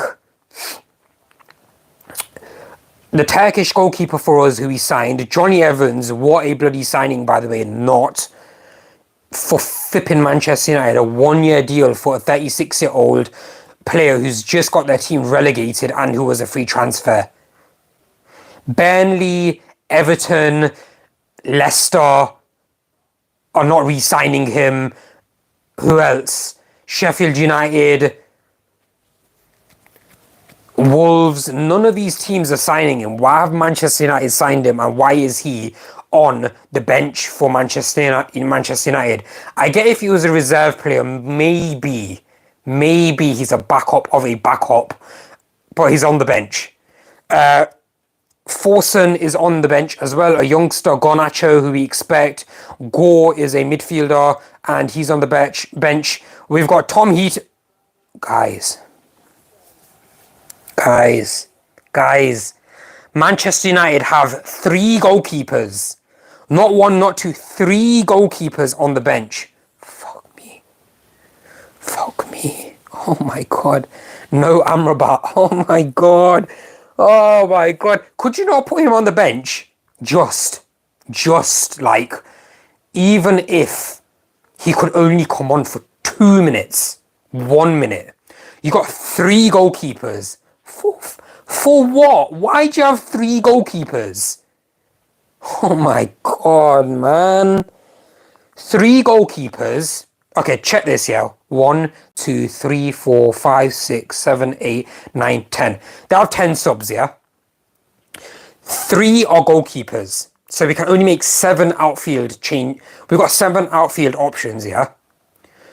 Johnny Evans is one of them, a defender. Forson, a youngster. He should not be brought on against Bayern Munich away in the Champions League.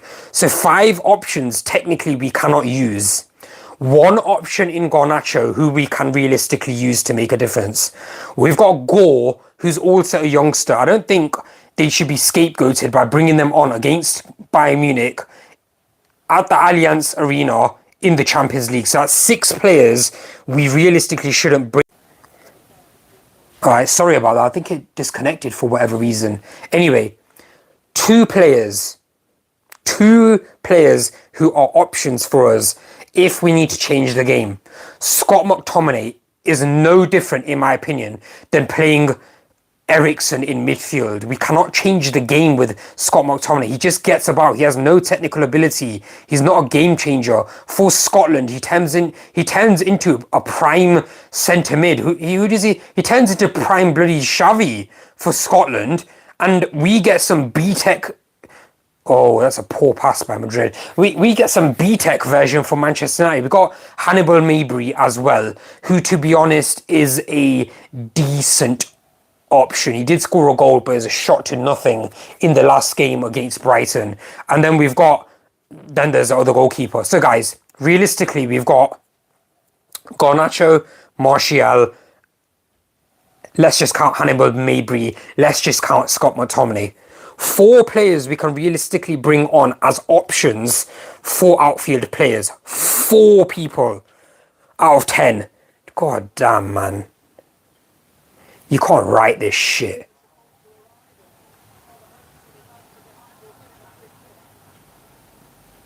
Free kick to Free kick to Real Madrid. The Union Berlin has basically just flopped and landed on the ball. Now he's acting like he's injured. Yeah, we got 4 outfield options, guys, if we want to make a change. Realistically, who he will bring on if he needs to. Martial, Garnacho, maybe Hannibal or Scott McTominay. That's our options. Amazing transfer market we had. Amazing. Injury list or missing list, yeah, check this out. Amrabat, injured, arguably a first team player. He will be a first team player once he's fit. Anthony, he was a first team player out through injury, or sorry, he's out for allegations put against him or whatever. Amad Diallo, he did do well last season. A potential option we could have alongside Garnacho and Pelistri for the wing, out injured. Harry Maguire out injured. Mainu showed good promise in pre-season, out injured. Malacia out injured. Mesama out injured. Sancho suspended basically because he's behaving like a twat.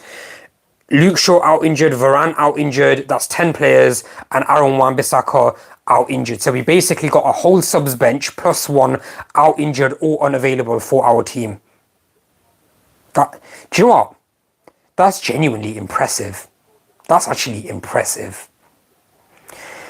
The midfield of Casemiro, Eriksen, and if Bruno drops in there is not impressive. We're going to lose this game. We are going to lose this game. 2-0 to Copenhagen against Galatasaray. Excellent. Excellent for Manchester United. We need Galatasaray to drop points because Copenhagen are arguably one of the worst teams in our group. Still 0-0 here at the Bernabeu Stadium, where Union Berlin are keeping Real Madrid in check. They are keeping them in check, you know.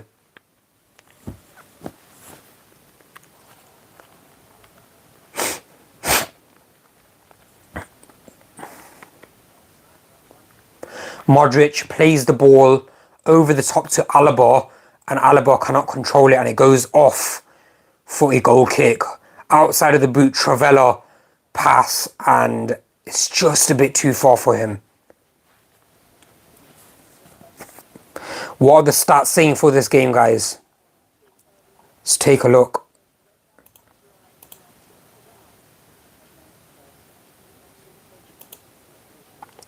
.36 XG for Real Madrid, 72% possession. Only 1 shot on target, which is not a good look for Real Madrid at home, but they had 12 goal attempts in total, 9 shots on target, so they are getting shots away. They cannot just be, they're just not clinical. 10 corners. So this is looking like a slightly downgraded, watered down version of the game yesterday, which we saw between Man City and Red Star. Oh my God. What a chance for Real Madrid. Again, Joselu. Another header. Ball comes in. Joselu jumps, heads it. Goalkeeper saves it onto the post. Classed as a shot on target because the goalkeeper has saved it. They just cannot get that goal. Joselu is just not able to get that header on target too often. Or in dangerous areas, really shooting straight at the goalkeeper. But it is looking one-sided. Jude Bellingham, the leader he is, tells Joselu to keep going. Be persistent. Yeah, he saves it onto the post. Do you know what? Union Berlin, if they score, they could nick something from this game. They just cannot hang on to the ball. They're out for a throw-in. Poor pass by Union Berlin. 2-0 to Copenhagen. Let's see who's got those goals. So, some guy called Gon Calvez has got the goal, and Galatasaray has gone into full meltdown mode. They have brought on Oliveira, Tete, Wilfred Zaha and Yilmaz, all two of them in 59 minutes and two of them at 66 minutes. They're basically going for it now, but I think it's too late. Something that Erik ten Hag needs to take note of. You cannot just wait till the 75th minute to make changes and try to stamp your authority on the game through changes. Take a note, I hate to say it, take a note out of Jurgen Klopp's book. Man's losing 1-0 to Wolves at half-time, makes a change instantly at half-time, takes off a midfielder who was McAllister, brings on Luis Diaz, and they win the game 3-1. Give your players some time. Stop trying to protect your ego, man. You've got this team sheet, you've got this philosophy that you tried to implement at the start of the game. It didn't work. You're adamant. No, it was not the philosophy. It did work. I'm gonna be adamant. Let's keep this going. It's too late then, man. Just change it up. What's wrong with you? It's not working. You've been figured out by a better coach than you in De Zerbi. De Zerbi's figured you out, man. It ended 3-1. 3 goals went past you and they weren't fluky goals. All 3 goals were good goals. You've been figured out. Switch up the game earlier. Give your players a chance to make a difference, man. What are your players supposed to do? 75th minute. Do you understand that's only 15, 16 minutes of play? Offside to Madrid, Union Berlin. Okay, so the substitutes being made, I think. So, here it comes. Valverde comes on for Tchouaméni, who, in my opinion, has had an absolute shocker. Blazed 3 shots by my count over the bar, and he's just not been good enough. I don't think his life at Madrid has been good enough altogether, to be honest. Frozen out the team last season, not a good start to the season this time round, and Toni Kroos has come on for Camavinga. So it looks like they're sort of bolstering the midfield. Toni Kroos still going alongside Modric. You have to rate it. Camavinga's not happy. Union Berlin making changes of their own. Then number 7 is coming on, which is interesting. He might be one of the first team players who's maybe being rested for whatever reason, looked after for injury, I don't know, but considering he's it's a Volland. I know Volland. Yeah, Volland's a good player. Volland is a good player. I think they might be able to score a set piece or something with him.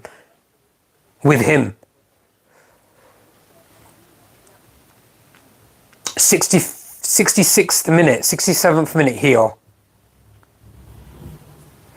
As I said, guys, I do have a very slight delay, but that is obvious when it comes to watching a live stream.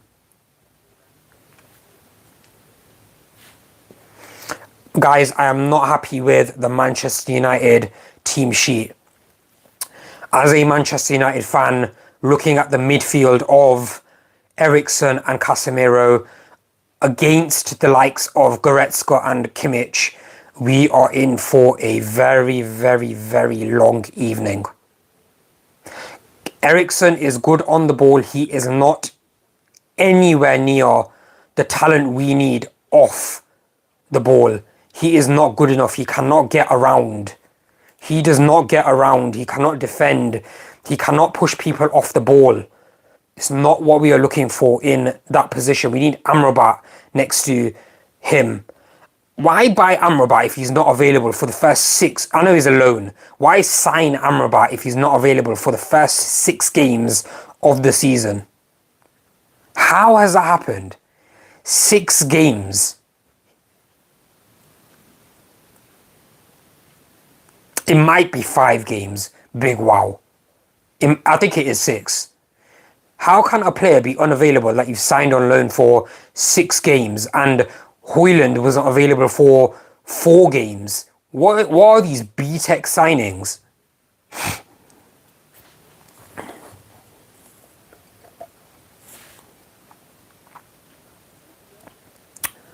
So Madrid they're not. This might end 0-0, you know. It could end 0-0. It's not looking amazing for them.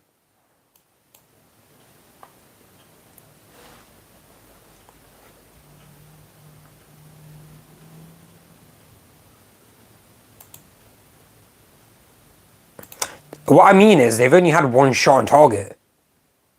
Real Madrid at home having one shot on target. They got 1.55 XG. Oh, hold on. No, I stand corrected. They have 5 shots on target. I was just thinking about the first half. What a flop. The goalkeeper saved a couple onto the post and whatever. But yeah, it's not looking good. I think the shots on target flatter them because it was straight at the goalkeeper anyway.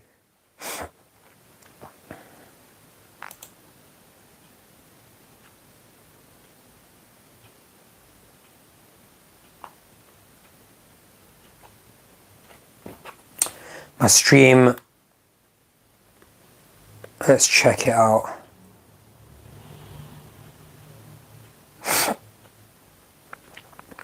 Yeah, stream's looking good. There is a red card to Copenhagen. Could this be the way that Galatasaray get back into this game? Red card to Copenhagen. It looks like it's 2 yellows. It is 2 yellows. The guy got a yellow on the 52nd minute and 73rd minute.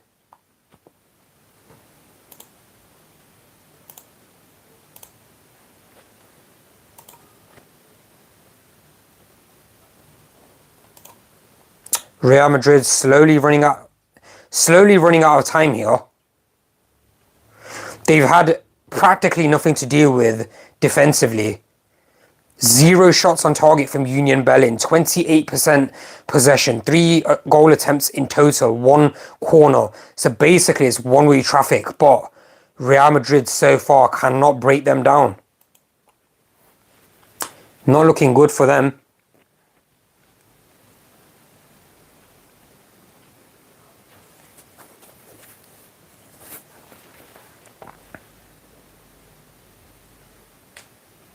Guys, after this match has finished, I will be cutting off this stream and starting a new watch along for the Munich and United match.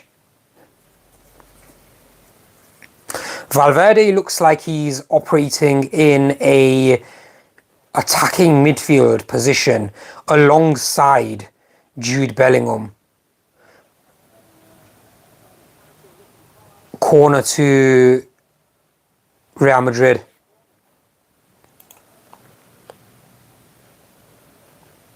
Garcia has come onto the pitch as well, which I missed, for Fernandez.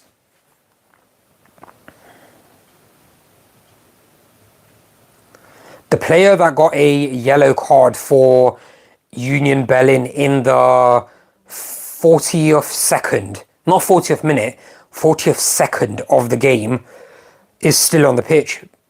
Take some balls to leave your player on a yellow card for about 75 minutes. I think Real Madrid are missing Vinicius Jr. Ceballos is coming onto the pitch. Ceballos, I think it said. Oh no, it's not. That is the substitution that I'm seeing on replay for Fernandez.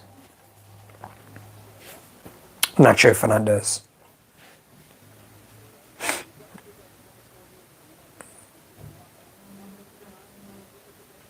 Will the almighty Real Madrid unlock this Union Berlin defense?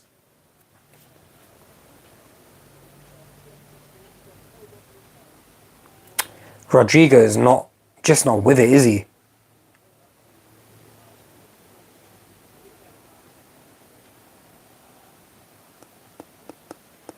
Union Berlin with a rare attack in the second half.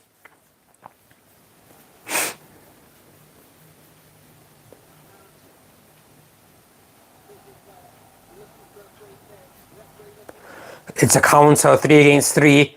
Cruz on the ball. Passes the ball out to Rodrigo. He's in the box. Oh, it's so close. He drills the ball in and it's smashed over the bar. It's cleared over the bar by a defender. The balls to do that is literally almost on the goal line. Yeah. Almost got it to Valverde there.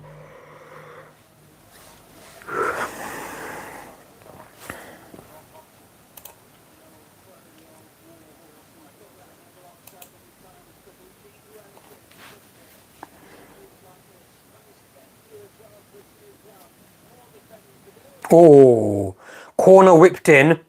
Rudiger gets his head onto the end of it and basically smashes it over the bar.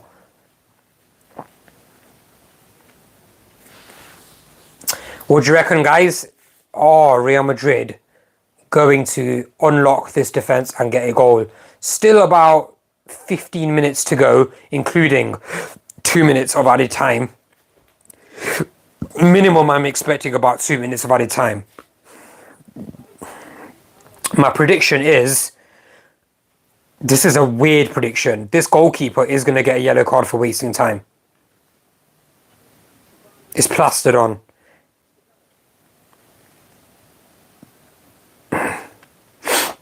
Still 2-0 to Copenhagen away at Galatasaray. But they have a red card.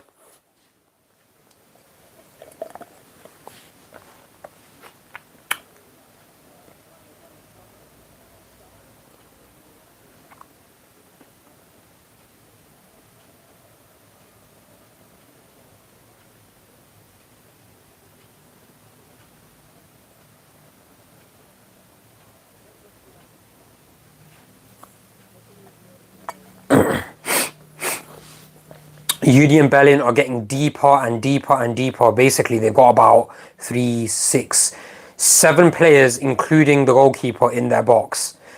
Oh, this is a rare counter-attack by Union Berlin. Alaba gets to the ball and it's out for a throw. Good defending. That's the only way that I see Berlin scoring. Either some rare counter or a set piece. The only way I see Madrid scoring at this point is going to be a header. They are getting a lot of crosses in the box, but no one can get on the end of it. That Joselu, or Joselu, whatever his name is, has had 2 shots on target from headers, but he just cannot score. Heading into the 79th minute. It's getting squeaky bum time, you know.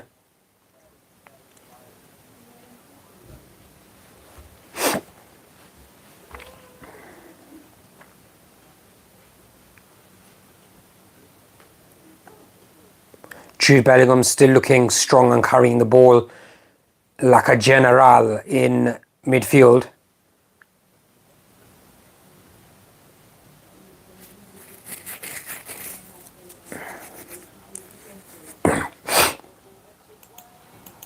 Handball. Oh, there's a handball shout, but it's seen off by the ref.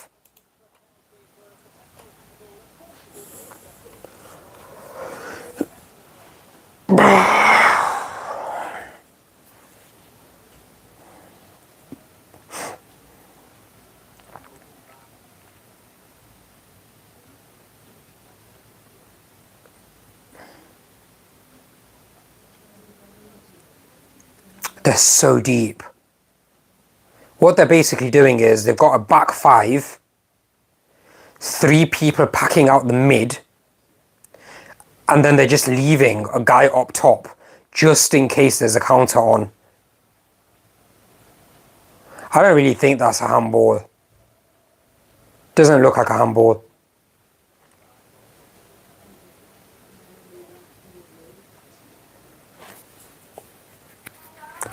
Corner to Real Madrid. Modric to take it. Another corner. It just seems like a matter of time, doesn't it? They've done it before. Jude Bellingham has shown up for Madrid right at the end of the game for quite a few games, actually. Just seems like a matter of time.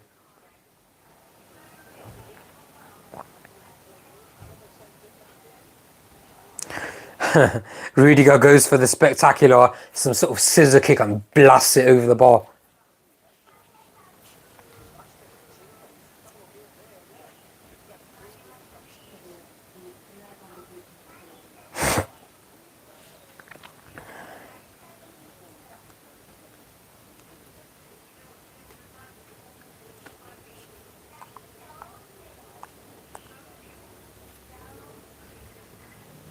More changes coming from Union Berlin.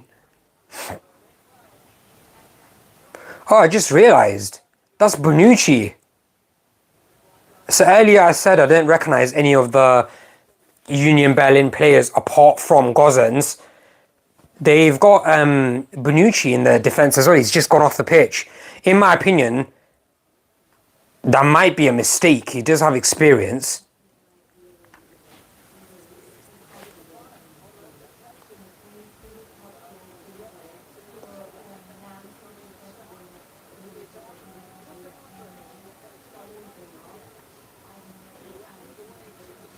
Galatasaray game is still 2-0. I'm expecting quite a lot of added time in that game because there's a red card, which was a second yellow though.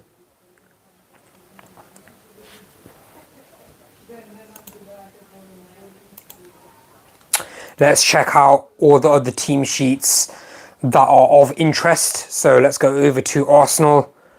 Arsenal team sheet is Zinchenko, so David Raya in goal. So it looks like Ramsdale has been dropped. Zinchenko left back, Gabriel and Saliba centre. Centre backs, they've got White at right back, Havertz, I don't know how that guy still plays football. Havertz, Rice and Odegaard in midfield, Trossard on the left hand side, Gabriel Jesus starts over Martinelli, over what's his name, Nketiah it seems, and Saka out on the right wing. How does Havertz still make that team? It's unbelievable.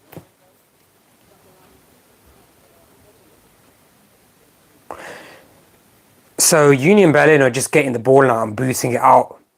It's got to that time where they think they can hold on for a draw, and they've just piled on in defence.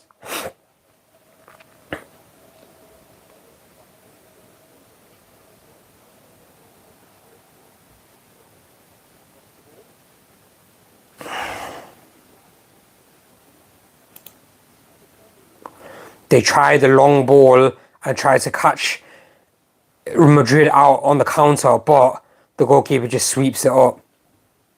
There is a player somewhere in there, in Kepa. There's a player somewhere there. So Brahim Diaz is on the pitch, who came. Oh, it's a miss. It's another miss from Joselu. He's missed so many shots. It's been 5 shots now. Oh, it's just narrowly wide. Yeah, it's like a foot wide.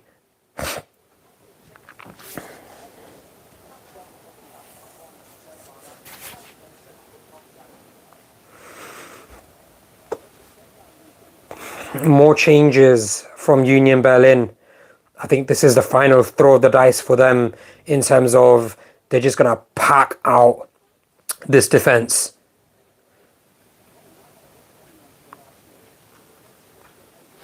Galatasaray have a goal back. It is 2-1.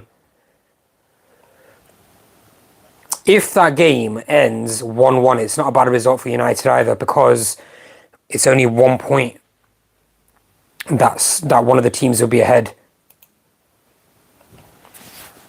I'm guessing Copenhagen are really hanging on right now for a draw.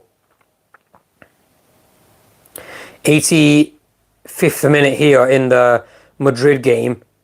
Will they unlock this defence? I originally said it would be 3-0. Looks like it's going to be a 0-0. Could be no goals. This is a defensive masterclass by Union Berlin. Where has this come from? Or are they just playing the patient game, Real Madrid? Are they really that experienced that they can just play it patient? Goalkeeper punches the ball out. It's just backwards and forwards.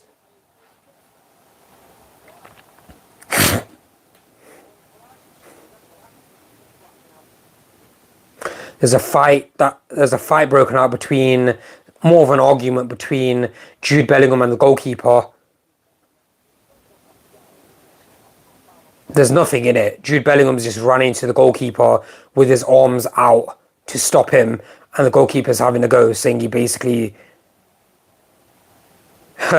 If I can lip read, I've just seen something said by Jude Bellingham. Effing prick is what he said. 2-2, Galatasaray and Copenhagen. If that ends how it is, that is a good result for Manchester United. Shared points, 1 point apiece. But yeah, it's crazy. They've got 2 in 2 minutes. They have come back. Who's got it? It is Tete, who is a substitute for them. Real squeaky bomb time right now for Real Madrid. 88th minute coming up.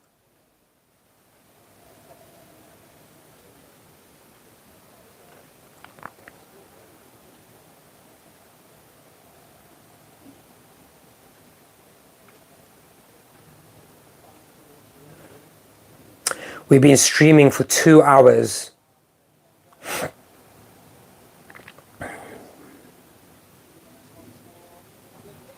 Oh, it was a good chance. It was a good chance from Rodrigo, and he doesn't capitalize. This, I think that might have been their chance. That might have been their chance. I don't think they're winning the game. They are not winning this game.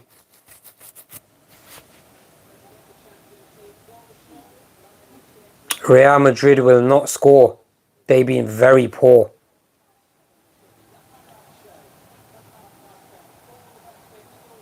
Free kick to Union Berlin on the edge of the box. Could this be the chance where they pile players forward and try to get a goal from a set piece? It is very soft. It is very, very, very soft. There's just a hand on the back by Jude Bellingham and the guy's gone over. Not even a push.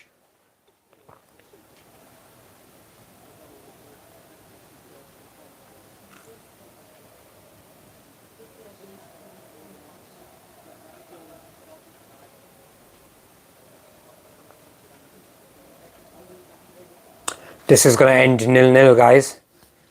For sure. Very easily defended by Madrid.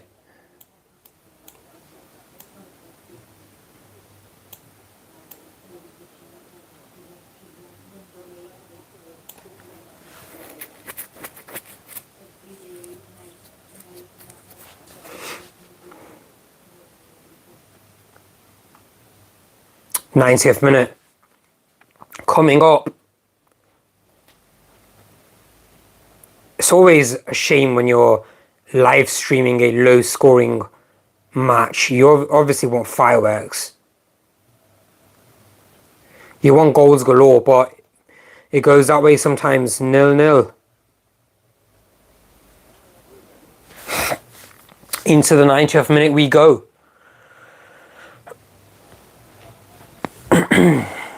Will the almighty Real Madrid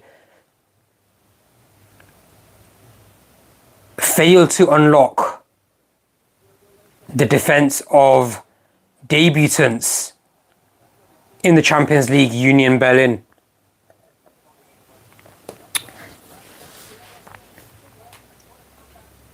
It's getting scrappy. Fights are sort of breaking out. Arguments.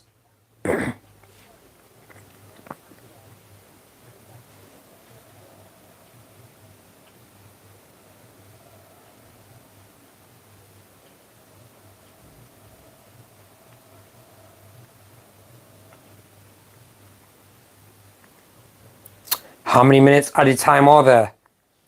I'm keeping a lookout. I'm predicting 3. Maybe even 2.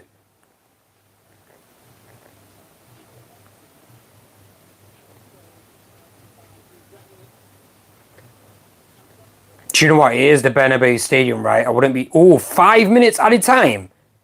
Where from? What the hell? 5 minutes? Okay, there might still be one more opportunity that comes Real Madrid's way.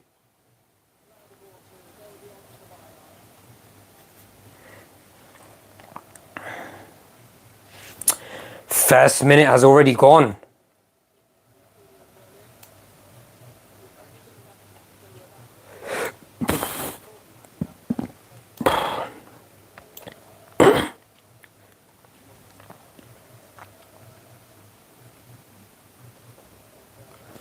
Brahim Diaz is offside. You can't be offside in extra time after 90 minutes. It's just criminal. You cannot be offside. It just kills the momentum of the attacking team. This is ending 0-0, guys. This is going to end 0-0. I cannot see Madrid scoring. Who's their group? Their group is Real Madrid, Union Berlin, Napoli and Braga. They need to be careful, you know. If Napoli win their head-to-head, Madrid could finish second.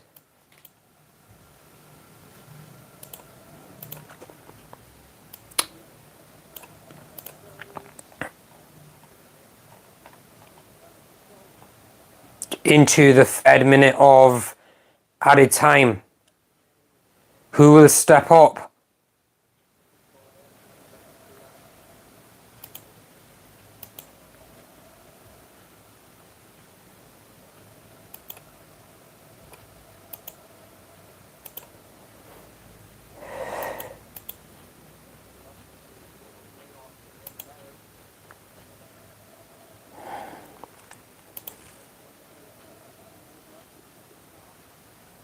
.69 XG.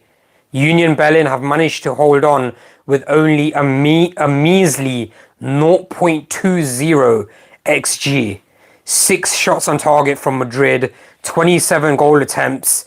It is not looking like Madrid are going to score. Into the 94th minute.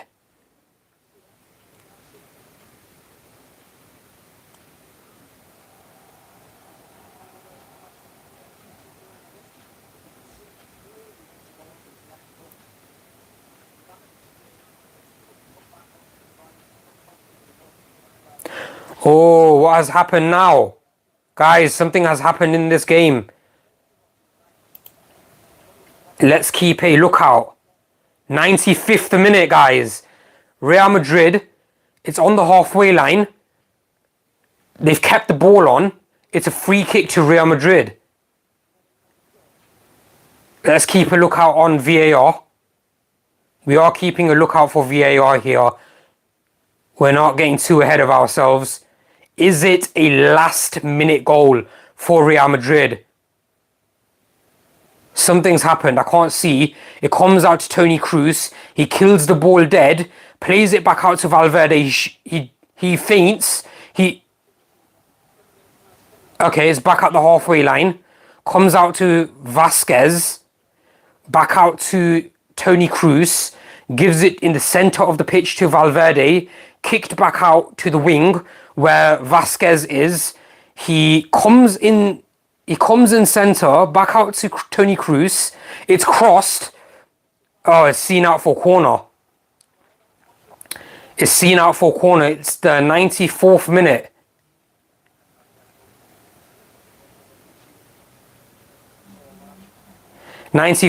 Toni Kroos takes it short. Valverde with the ball on the edge of the area shoots. It ricochets everywhere. Oh, and it's in the goal. Oh my God. Jude Bellingham does it again. How does this guy keep doing it? How does Jude Bellingham keep doing this? What an absolute phenomenal player. This guy is absolutely insane. The 94th minute.